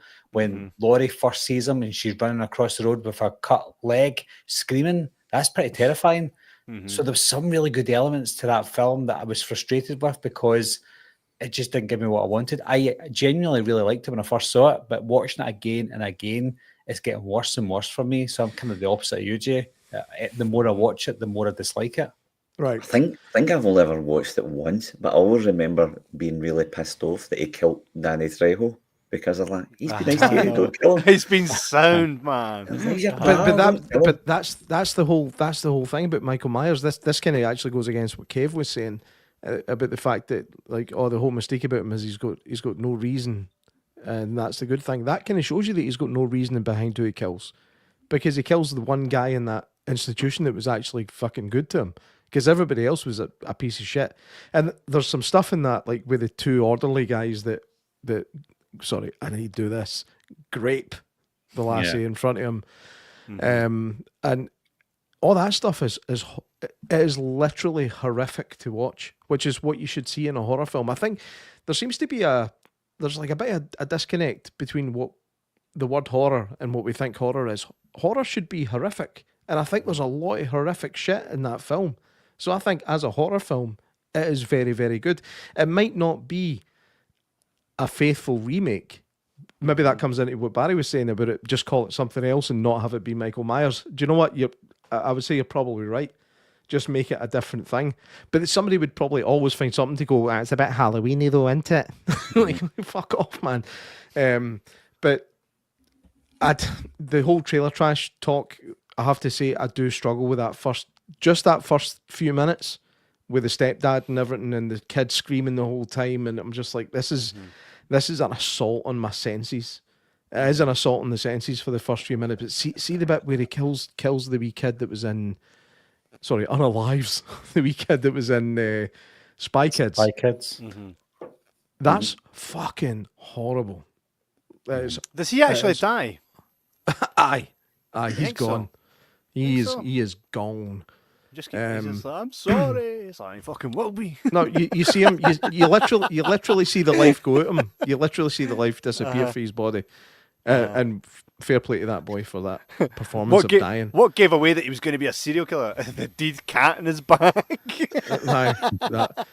Malcolm McDowell's a bit laughable in it, I have to say. Oh, man. I don't understand that casting. I think that was bad casting. Yeah. The only thing missing was Buster Rhymes appearing at the end and just like kicking through a wall. Trick or treat, motherfucker. Trick or treat, motherfucker. Aye. I don't think it's a perfect film, and I don't think it is faithful to the original. But I think it's a good remake. And that's for the just record, I enjoyed where it I'm by at. the way when I went to the cinema. Like, so I never. It's just a funny one. I disconnect it from Halloween, the same way many will disconnect Halloween 3 and H2O and all that. H2O for me, by the way. But I told right. That's another thing we could heavy go into that. I actually enjoyed H2O, but I think with the Rob Zombie one, I put it on it sits on a different shelf, so I can enjoy it if I just take off the Halloween heat and go, right, this is someone else's interpretation of what this is. And I think as long as you can do that with any project, I think, depending on what it is, maybe no Star Wars, but if you can actually just disconnect yourself from what was and accept that this is not that, you open yourself up to. Aye. enjoy It's a it, hard tightrope to walk, because if you just do a shot-for-shot remake like they did with Psycho, if you just do that, folk are going to go, that was lazy. That was a shot-for-shot my remake. list. That's taking the piss. Take Right. that off my list. Aye. By the way, I liked the Psycho remake, but I'd never seen the original before that. So anyway, that's another part. With Vinnie Vaughn. But it's a very hard tightrope, because like if you just do a shot-for-shot remake, everybody's going to like, oh, it's lazy. But then if you change things up, they're like, oh, it's totally different for the original. What the fuck do you actually want for a remake then? I know. Do you know what I mean? It's like there's no win in that. I think taking on a remake of anything is fucking brave for any filmmaker to do. So I've got respect for anybody that tries it, because it must be a nightmare trying to figure out where that line is and when to cross it and when not to cross it. I especially think if you pick something like Halloween, where you've got your diehard fans that are just going to hate it no matter what you do. Aye. And that's going to happen. Aye. I probably need to go back and watch it again, because it's been a while since I don't even think I've seen his second one. It's not great. I wouldn't bother. Like, I was never a huge. he brings his wife back in it just so she had a job for a wee while. Like, there's, In fact, I have seen it. Is she know, like riding a unicorn or something? she's riding a white horse. Aye. Mate, don't let's not any of us pretend that if any of our wives were podcasters, they wouldn't be on the fucking show. We always need to check in with the wife, eh, Matthew man? I actually was checking. I wasn't like just googling hot woman. You know what I mean? Damn. It's your turn, Nads. It's my turn. Okay. I'm going to choose another one that is a remake of a classic that everybody loves. They consider this one of the best horror movies of all time. That's maybe my favourite too. Probably no, it's not. I promise it's not. But this franchise I wasn't a huge fan of. I love every movie in this franchise, but the remake for me just beats all of them, and that is 2013's Evil Dead. Mate, it was on my list. 100% on my list. Yeah, that written down as well. Totally agree. And Evil Dead Rises. It's fucking superb. That's really good. Again, there's not a bad film in the Evil Dead franchise. Or TV show. I've never seen the TV show, so I The can't. TV show is amazing. I will watch that though, but the remake though, it's not even really a remake. It's like a pseudo remake, because it's not like it's You don't kinda have- like a sequel. You've not got Ash. Do you know what I mean? Yeah, He's in it at the end. He's in it he's for got like 2 Ruby. seconds.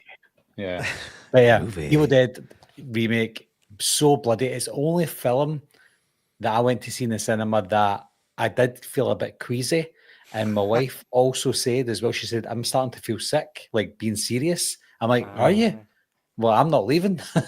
And she's like, "No, I like it. It's just like it's making me feel a bit sick, but I love it. Like you get films that just show you blood, guts, and gore for the sake of it, and you're like, why?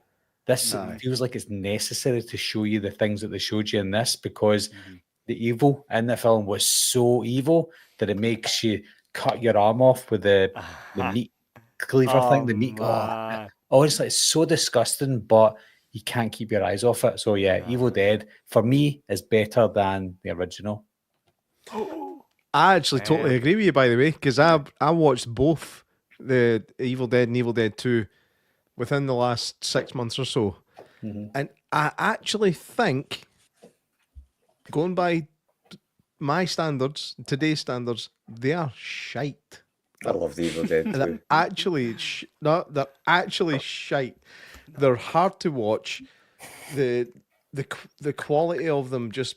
I mean, I know they were cheap. They were cheap when they were made, but they still look cheap.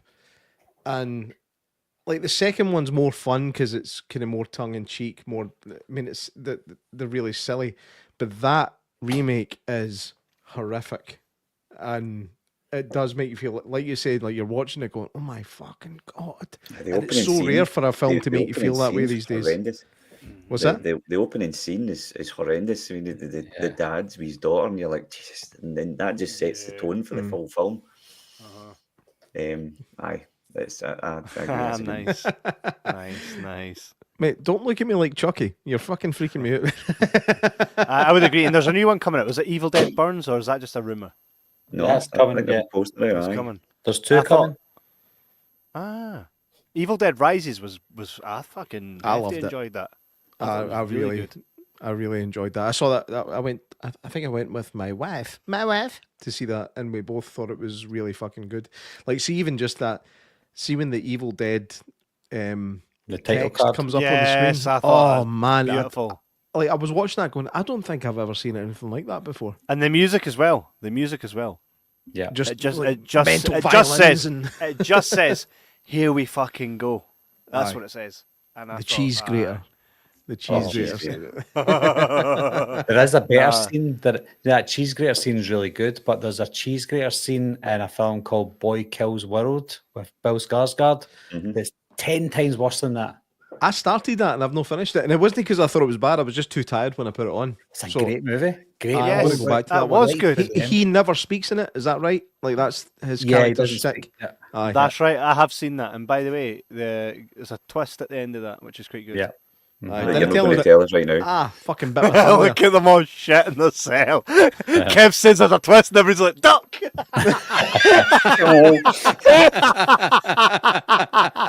That's the perfect way to put it, Kev. Everybody duck. I'll just. Our life in horror. Welcome to the channel. I hope you love horror as much as we do. A lot of people dislike remakes, but I love them, mate. That's what we're talking about tonight. We do love a lot of remakes, or re-envisions, so to speak. Matthew, do you have another one on your list? By the way, almost everyone that's been said here is on my list. Like Aye. Evil I'm Dead, just- I was getting to that. Ash versus Evil Dead is probably one of my favourite TV shows I think that's ever been out. It's I've got that on phenomenal. DVD. It's phenomenal. It's probably more in tone with Army of Darkness, comedy wise. I did like Army of Darkness. Yeah, I like that better than the first two. Trick. Right, I'll need to squid you. I'll need to wheel back for 2 seconds. Oh, he's got to show us something like this, eh? Harpy. Here's his bum crack. We just seen your bum crack. That was my knee clacking. Never mind there. Right, I don't have this one in VHS, but I don't even know if this is a real remake. But I think it counts. But it's probably it's probably my greatest favourite horror movie ever. But I don't have Samurai it in DVD, but I've got it in Laserdisc. Oh, The Hang. Aye, Yeah. that is a remake. That's a remake, yeah. Check this, hang it. We'll give you it. Wow, it's beautiful. God, that's Thing a of thing- beauty, mate. It's a fucking thing of beauty, man. It's a fucking thing of beauty. The Hang. It might not work because I've never had a Laserdisc player in my life, but that's probably my favourite horror film. Have you got one, Barry? You got a What? Laserdisc player? Laserdisc. I'm not old enough for Laserdisc, hello. Aye, but surely you. I mean, you're a big fucking film Shit, guy. just You smash know, it. bought one. He's a Matthew Man had a laser disc. Aye. But it's by far my favourite horror film ever. Yeah, and I'll The never Hang- get fed up watching it.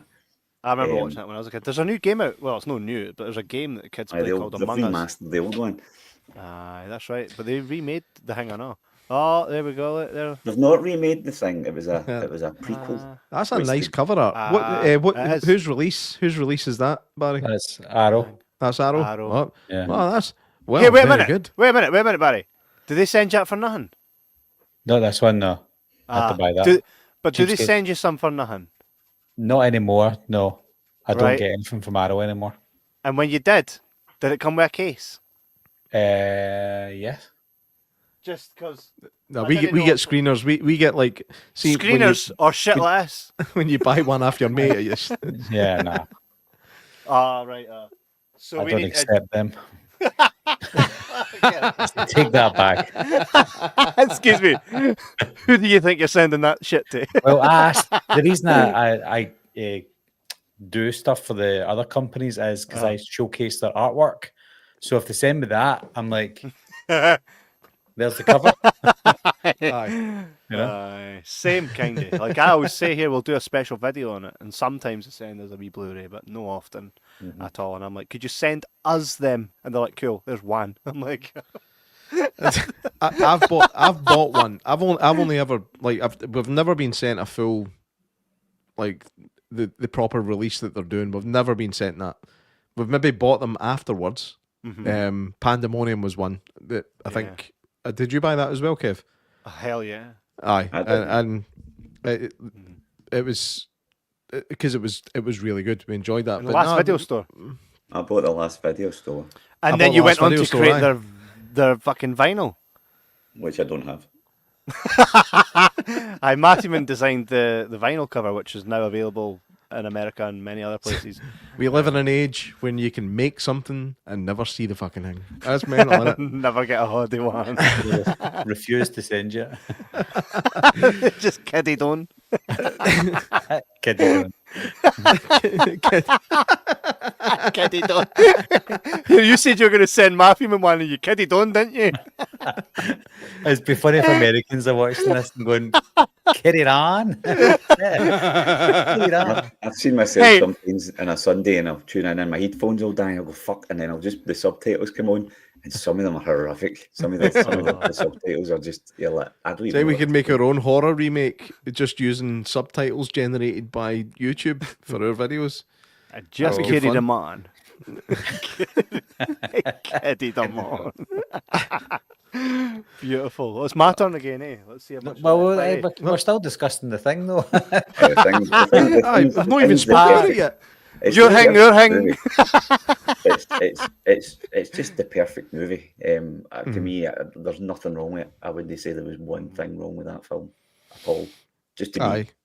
I think the practical effects in that film are superb. I mean, see, I think we're lucky with having that time period where CGI still wasn't really an option. I think that now people have got the option between going with practical and CGI, and I'd rather they did. Do you know what works best? Is a good mix of both, but favouring practical. If you can favour the practical side, but use a bit of CGI for enhancement, that's when you've got a bit of perfection. But this film, considering when it was made, I think the effects are fucking superb. I've seen videos of the behind the scenes of the prequel that they made, and it's all practical, and I'd love to see that full film because they destroyed the prequel with the shitty CGI. No, I like the prequel they did, but it just looks shit. That prequel is the first film I ever watched in my house after getting a surround sound system, and there's a bit where like guy's arm kind of runs away and starts scuttling about the room, and I remember going, bleh! Do you know what I mean? But like other than that, I thought the film was okay. Do you know what I mean? I thought it was just okay for me. I never thought it was great. You can have noticed the original. All the wee nods to the first one with there's an axe in the wall, and you go, that's fair. But one of my favourite things about the original, the Thing movie, is if you can speak Norwegian, the film's ruined in the first minute because the guy that comes off the helicopter basically tells you what the dug is in Norwegian. Really? I've been in Norway. I didn't even notice. No way. So, like it full on tells you the dog's an alien at the start. No, it's not a dog. Something like that, he says. Fuck. Damn. Right, okay. Hail time, man. The hail time. Just ruined the film. Fuck's sake. Yeah. He actually says to the fucking Norwegian, he's not a dog, he's an alien, and Kurt Russell's an alien. Right, there's an interesting point, Barry. Is it Kurt Russell or is it David Keith? Oh, I don't know. It's good that they don't really I've seen so many videos. You could break that down 10 times, couldn't you? And Aye. still, I think the last one I saw, somebody was talking about the light in their eyes, and then I seen one that Kurt Russell hands him a bottle of like kerosene or something, and he drinks it, and you go, but there's no proof to anything. It's just such a good ending. It's a really good ambiguous ending to Yeah. a film that is full of nothing but ambiguity and fucking uncertainty. Do you know what I mean? I think that effect, like when you first see the dog thing, and then the fucking face splits apart like the Demogorgon for Stranger Things. And like, could you imagine seeing that back in 1981? You're like, what the fuck? Like, we've all seen a million things like that since, but imagine watching that back then. The effect that film must have had at the time. Oh, this film bombed. It bombed. I think it came out the same. Was it the same time as E.T.? Aye, that was unfortunate. But that's the thing though. That's just into poor timing, and like nobody wants to delay their film coming out. Do you know what I mean? It's like it was just an unfortunate time. And there's other there was films that came out at the same weekend as Jurassic Park that were great films, but just because of Jurassic Park were flops, and it's a shame. And again, The Thing's another victim of that. Do you know when I first watched The Thing?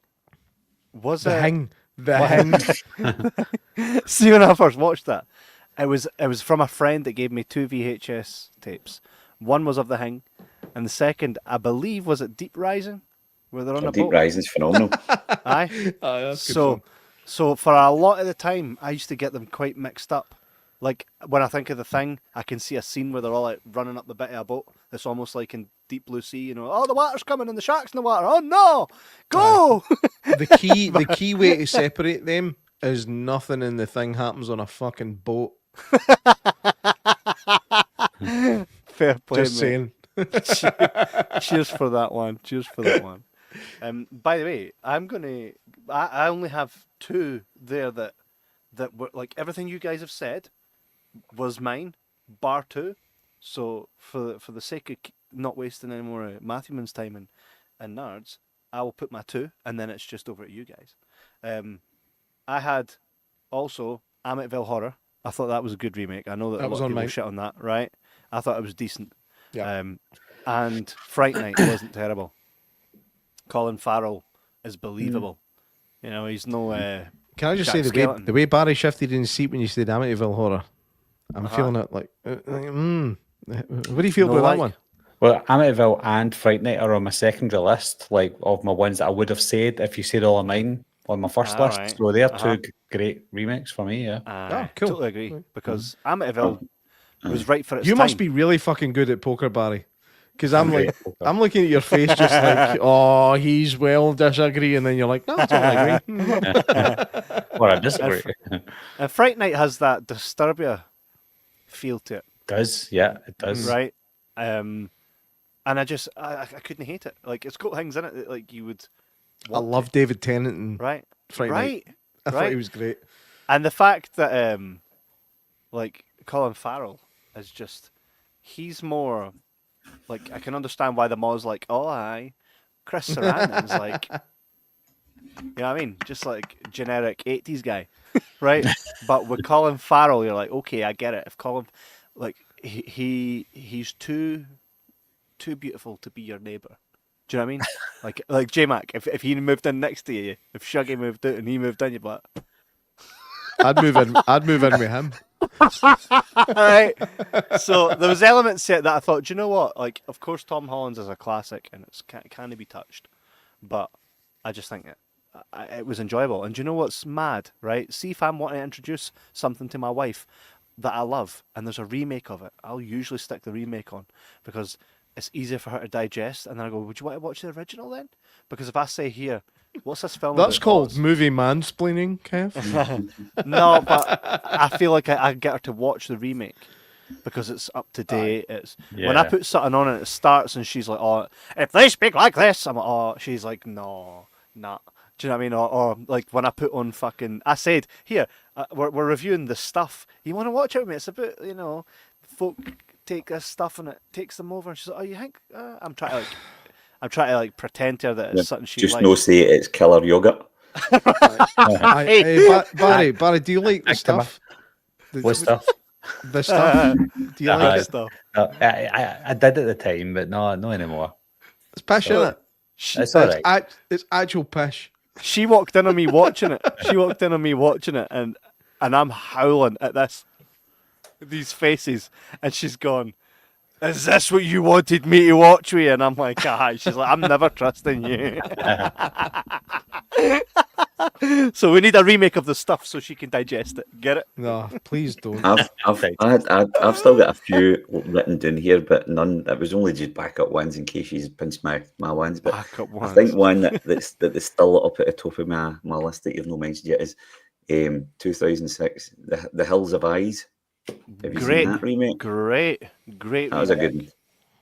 Love it. That and Wrong Turn are on par with each other. First two Wrong Turn films. I actually prefer the remake of Wrong Turn, the new one. Is that the one with the... It wasn't really Wrong Turn though, was it? That was Wasn't it rank, Wrong mate. Turn? No, that was people right actually turn. like that. That was Right Turn, definitely. It was nothing like Wrong Turn, which is mental. That they would, yeah. But Hills of Eyes was done well. Aye, that was a decent remake. Yeah, I love Hills of Eyes. Here's a question before It's a bunch of Rangers fans coming to the mountains. I'm leaving a football guy. That's a Jay Mack king. What if you had to pick a film, what film would you pick to be remade? Oh, one that's not been made. The Monster Squad. Would you really want to see a remake it?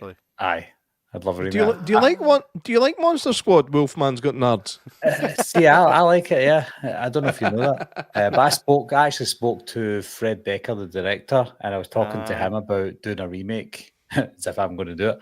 And he's like, "Yeah, I had ideas for a remake," and I said, "What you should do is build it up like the Avengers, have Dracula, then the Mummy, then Wolfman, and then bring them all together in like the Avengers style and call it the Monster Squad, and that's your remake of the Monster Squad." He's like, "Yeah, that was my idea, but Universal won't do it."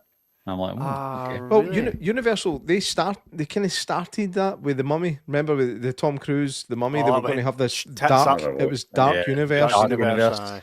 and the Mummy flopped. Even with like, if your movie flops with Tom Cruise behind it, you're fucked, right? Yeah. So it was just unfortunate. But I actually liked the Tom Cruise Mummy film. I think there was some bad performances in it. There was what's the wee guy that was his sidekick in it? He was fucking terrible. He was got a real hard on for Tom Cruise though. Aye, but that's my point. Like, if you can't make your film work with Tom Cruise in it, there's a problem. But I did like it, but I could see why it didn't do too well. But the whole, I mean, they had Russell Crowe playing Dr. Jekyll. Then you've got another movie in there, and it could have been this whole new thing. But is that what he was talking about? Do you think is that the kind of universe he was talking about with the Dark Universe, or do you think no? Was he going to do just a Monster Squad universe? I'm sorry, I'm talking to you. But I know Fred Decker wasn't talking about Tom Cruise's universe. No, this is just like just to remake the Monster Squad, try and make it a big thing, but it's never going to happen, sadly. But that would be my choice anyway. If anybody said to me, "What would you like to remake?" I would say the Monster Squad. I don't mind remaking anything. Like I would happily remake the most classic of classics, like even Back to the Future. Wouldn't bother me because I've got the original. It's not going anywhere. If they screw it up, I'll be like, "Oh well, that didn't work. Let me just go back to the original and watch that." So it doesn't bother me. Aye. They should remake the Phantasm films. Yeah, do you know that subspecies, species? There's a lot of great old classic horrors, even like The Blob. Remake that again. See, I had kind of written down one that purely because it's such an old. It wasn't really done well, but it's such a good idea, and it's got the best title ever, and it's Chopping Mall. Chopping Mall. I'd love to see a new version of that. Yeah, I think I Chopping Mall. updated as well. I'd also love. I think They Live would make an amazing TV show. They Live. Yep, I've got that. I think that'd Steel make case. a good show. Roddy For anybody's Piper. listening. But there's so many. But again, I'm the same. What about the Crazies? The Crazies was Crazies was remade. That was Crazies remade. Ah, nice. I know, that's what I mean. I'm talking about the remake. I've got oh, that's the wrong one. Fuck. Here, you should see My They I Live. had my It's wee class. screenshot ready. What do you Timothy think? Olyphant. What did you think of the Crazies remake? I like that. All right. It's all right. Mm-hmm. No, that was good. But Timothy Olyphant. Who's, by the way, I used to not like him. I used to find him like smarmy and annoying. Like when he was in Scream 2, I was like, I don't like this guy. But the older he's getting, the more I like him. Did you watch the Netflix Santa Clarita? Santa Clarita Direct. It was good in that. That was good. It was good in that. It was good in that. I'm I trying to think I think what I would started it. remake. Uncle Sam. I'd remake Uncle Sam. Yeah, happily. Nah, do you know, I think that's a loaded question. I'd have to truly search the barrels and go, what could do with a remake and what could be done differently, you know? I think they've done really good with the Pet Cemetery one. They I switched think who they got killed. they could do with another bash at The Shining. I think, although The Shining is up there with like my top horror movies ever made. I know a lot of people don't like it, but I think give The Shining the It treatment, and I think we could have an absolute fucking banger. Doctor Sleep, right? Aye, but fuck Doctor Sleep. Talking about The Shining, Doctor Sleep. because I love Doctor Sleep. I think Doctor Sleep was phenomenal. Really, really enjoyed that. But I think give the Shining another wee fucking blast. I always in the think same it's vein funny as Doctor Sleep. Like get Mike, what's his face to do it? Flanagan. Mike Flanagan. Mick Flanagan. Mickey Flanagan. No, Mick Flanagan, like fucking McFly. No, I give that another go round. Like I think that if they tried it again and it was good, I'd be happy. If it wasn't good, I'd like Barry just said, I've still got the original anyway. Aye. I think they're currently remaking one of my favourite films just now, and it's Debbie Does Dallas. Bad Boy. Ah, right, Kill okay. Plans. And I'm not holding it much hope, but again, as you say, I can always go back and watch the old one. I just showed you my movie taste in one T-shirt. That's me summed up. Critters would be decent. A Critters remake. Oh, do you know what would be a good remake? 2 seconds. Let me just get it out. House, mate. House, fucking Mate, hell. I was going to get that box set, but Can't anymore. can you not? No, that's sold out ages ago. They brought out like a smaller version of it now without That'll the be big the one. massive book. That'll be the one then that I went Is to it get. is it House 2 that's the crazy one with the jungle and the cowboys and Yeah, that House 2, That's the second amazing. story. Love it. House. One film they remake is Carrie. Aye, that's been done quite a few times now, eh? Carrie. They're getting carried away with their films. Sorry. Well, Mike Flanagan's doing Carrie remake now, the TV show. His wife will be in it. Hey, you want to talk about Nepo? Here. Have you seen his wife? Yeah. Again, who his wife is, eh? Like, have you seen Mike Flanagan? Yeah. And you've seen his wife? I guess J Mac's away for a piss. She thinks we can't hear him. Is his toilet pan right next to the mic? I'm going to mute him just for a second so we can talk at his pish. Usually he's chatting pish, and he's just staying a pish. Aye, you've seen his wife and you've seen him, right? Aye, Kate Siegel, yeah. Aye, that doesn't work, eh? No, there's something wrong there. There's something right for her, and it's it's the Rob Zombie treatment, isn't it? Yeah. But no doubt she'll be in Carrie one way or another. She'll be our mum, probably. Just trying to think how you would make that into a full show. Carrie. I know you'd really expand on that story. J-Mac, we could hear your passion. Like you literally walked away and all we could hear is that Yoda meme when it's like he's half asleep. Aye, that one was pissing. Apologies. That's all right. Nothing we've not heard from you before. See when it's just me and Kev, I never have the opportunity to do that. But I'm sitting here going, "There's 4 of us. I'm bursting. They'll cope." That's the I don't think I've got much long to go any either, to be honest. So where are we at? Who's still got picks? I'm pretty much my favourites on the table. I can quickly run through a few what I've got. Just to let the guys. the thing is, the more I'm looking at them, a couple of them are more like reboots than remakes, and I would say I was surprisingly not let down by them. One of them was Candyman, didn't hate it. That was alright. Another one Someone brought was Hellraiser. Hellraiser was decent. Despite the new one was alright. backlash, I thought it was pretty fucking decent. Salem's Lot was just daft fun.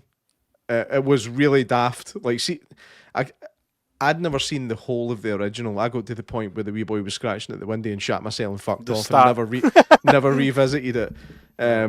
But then, like, they've got these fucking glow-in-the-dark crucifixes and shit, and I was like, this is fucking stupid. I don't know if that was in the original, but I still had a good time watching it. And I think that is me deleting anything that anybody else had. Yeah. Salem's Lot remake, aye. I thought it was funky. It was funky. Ones that I didn't mention that I love and I think are better than their originals. I'll just fly through them. Is The Last House on the Left remake? Mate, that was on my list. That was on my list, and I didn't bring it up. I Spit on Your Grave remake, which I thought was really good. OG was still for me. Speak No Evil with James McAvoy, the boy for Never watched it. Bakery, and James for Bakery. and Dawn of the Dead, the Dawn of the Dead remake. That was 2004, wasn't it? Was that Dawn of the Dead? Was 2004, wasn't it? Aye. Yeah, that was all right. Dawn of the Dead was phenomenal. Like, yeah, that's one of my favourites. Aye, like that was before I got my zombie film fatigue, because after that came out, every fucking film that came out was a zombie film, and I got pissed off, just like I do with Marvel now. But that Dawn of the Dead remake, having the zombies moving the way that they did, and like that opening scene with the parents and the kid attacking them, and I was like, this is this is horrifying. You mentioned another one a second ago I wanted to touch on. What Last House on the Left. That's where Aaron Paul came about before Breaking Bad. In the grave, that Last House on the Left. Yeah, it wasn't that much. Last House on the Left was great. Speak No Evil, I thought the original was better. I think the remake kind of toned it down a wee bit for the ending. Yeah, it's very Hollywood style, I think. I actually text Kevin after watching the original, after like getting through the end, and I was like, mate, I actually feel physically sick now with the ending that it had in the original version, and I just didn't get that. I just didn't get that with the new one. But I thought James McAvoy was tremendous. He always is, though, isn't he, James Bacon? Funny story when you were talking about Dawn of the Dead back before. Me and the wife were married. We would just go out to the cinema, but she would pick a film one week and I would pick the next. And basically, she doesn't like horror films. So that was my pick, and I really wanted to go and see Dawn of the Dead. So I lied there and didn't tell her what it was about. I says, it's about a virus. And I says that they need to shut the cinema down. And the bit where the wee lassie came in with the face hanging off, she just looked at me and went, I hate you.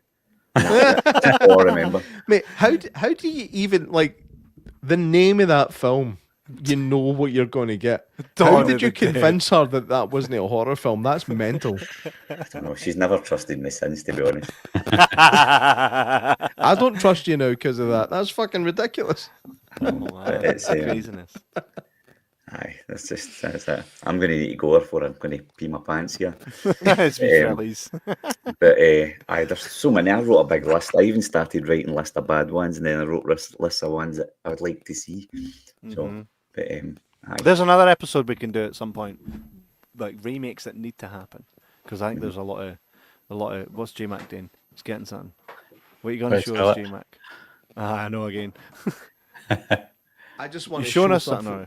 I want to show something off before we go, right? See if he unzips his pants. I'm taking him off screen. No, Kevin, I know you've seen this.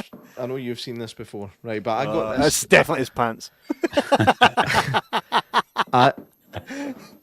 When I was thinking about this episode, I actually forgot it was just horror remakes and horror. I actually thought it was sequels, like underrated sequels and stuff, and other sequels. And I remembered, like everybody loves Terminator 2, right? Like Terminator 2 is a sequel that almost blew the first one out the water, right? Because it was so fucking good. I bought this at an antique shop.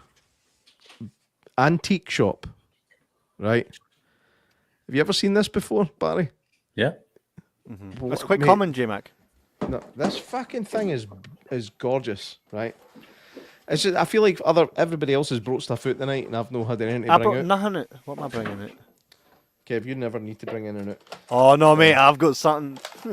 But what I love about this, right, is that the VHS is inside it. Like, apart from the artwork and stuff that goes with it, and this really nasty plastic insert that you can hear like, fuck, Jesus Christ. This has got slip-out cases. Aye. Which is, Aye. I wasn't expecting that. I was expecting, like, this is normal in America. In America, it's normal to have these type of, like, cardboard cases. Yeah. We always had the plastic ones, but this one has got slip-out That's cases, nice. and that is in beautiful condition. That's Look nice. at that. There's not Aye. a fucking mark on it, and I feel bad for touching it. And I'll hold this one up just Definitely for his fun. pants. But look at that. Is that no fucking beautiful? That might See be why worth we're on. What's that? I see them. People have got them in the marketplace for about 15 quid all the time. I've been tempted at one point. I shit you not. I only ever saw it since J Mac got it. It's something I never realised until I seen it. But while we're on the case of bringing out things that are non-related, I have a Mr. Bean script book. Look at that shit, man. Yes. Whistler's Mall. Mate, I'll watch that today. No way. Mate, that's serendipitous. Today I'll watch that. That is serendipitous there. I was looking for something to stick on just to pass time till the wee man went to bed, and I was like, I'm going to stick on Bean. Bean. Here's one for you guys. Yes. You ready? Here we go. Have you ever seen The Gate? Oh, mate, we've had the guy on. We've had Oh, so you have, right? So you've seen Tibor. this then? the Aye. Gate 2. No. Yeah. No, actually. I know of it. I've never seen it. Is it good? Tibor Takas. Do you know it's actually decent? It's actually really good. Very nostalgic, and it's got the little geek boy with the glasses in the first one. Aye. He's in it, the same boy. I only remember way. the bit I remember the most is the two bullies, and they got hundreds of money, but it all turns to shite. that film? Oh, it turns to shit. Is that the you second know- one? Matthew, is that the second one? Aye. Because I was going to say, I don't remember that for the Do first you one. have He's- the Gate? The He's first in Gate? his pocket to pay for something, and he just pulls out a wad of Yes, shite. that's the one we've got. That's the one we've got. A wad of shite. You heard the story, eh? J Mac phoning Tibor Takas one Yeah, I night. forgot. Pissed. As soon as you said that, I remembered. Aye. He came on and still got him on WhatsApp. Like, good guy. He made Sabrina the Teenage Witch. I know. Oh yeah. You've been bad. Anywho, Aye, I don't think I class. can hold this much longer because I'm going to Sorry, man. He's needing a shite. Need It's not a Dave. pee. Maximum Overdrive would be interesting remake. That's true. I got that on video. No, I've got that on DVD. Well, that's awesome. Never seen that. J-Max Terminator. Yeah. Terminator. Aye. Ha ha ha ha. And then, yes, I've seen The Gate and The Gate 2. Great films. Yeah. Oh, excellent. Have we missed any? I know it's obviously that's the Probably 2 hour missed mark. I tons, don't to want be to keep honest. you. Is there anybody wants to bring up that we've no brought up before we bid good One night? thing. Aye, go for Sorry, it. I've just found this in that box. Fucking hell. Game Boy. I've got that. I've got that game. I've got that game upstairs. Yeah, I had the Mega Drive game. And The remade. this. Oh, sorry. What a Oh, box set poster. that is, by the way. Aye, What it's a, That's a what good box set.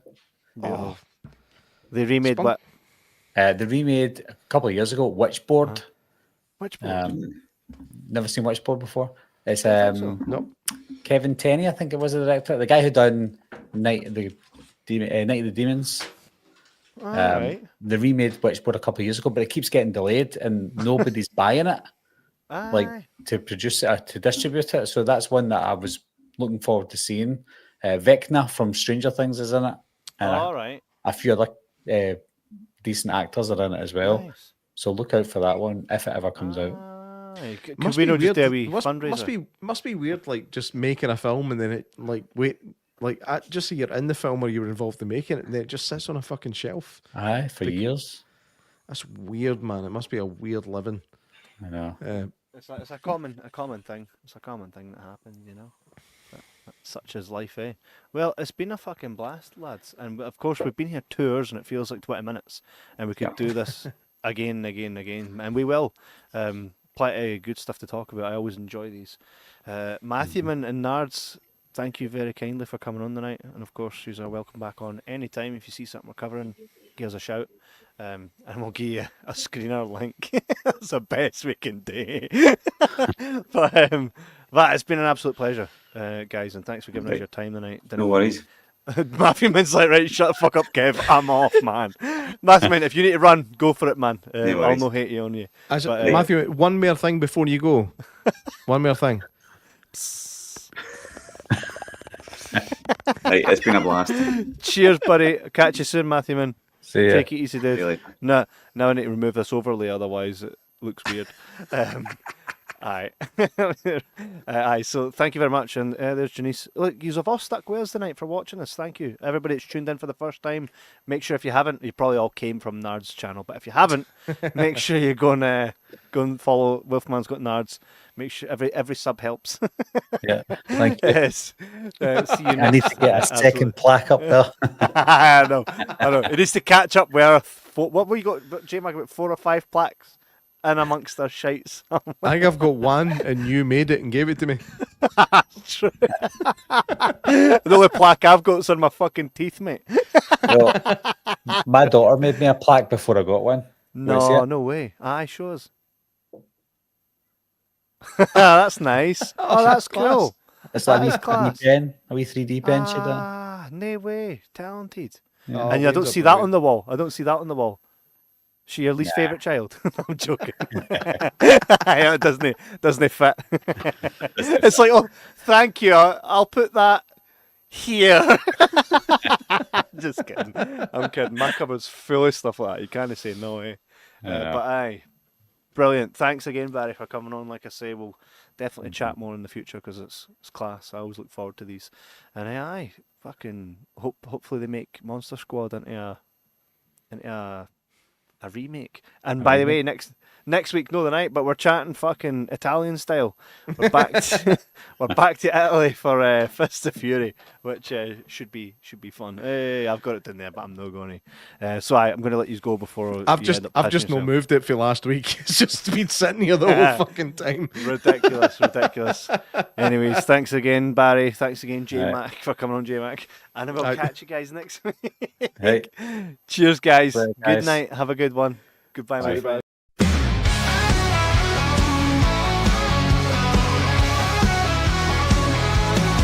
Kevin on the mic, sharp like a blade.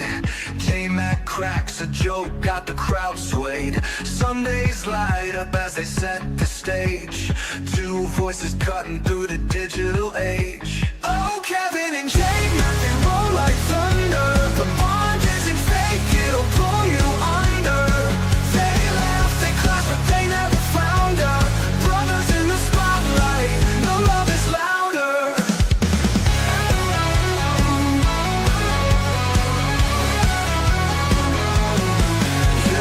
Tunes and loyal week after week. She laughs till her ribs ache, the jokes that they speak. Matthew Min drops his takes, always on point. The podcast rolls smooth, the king's on the joint.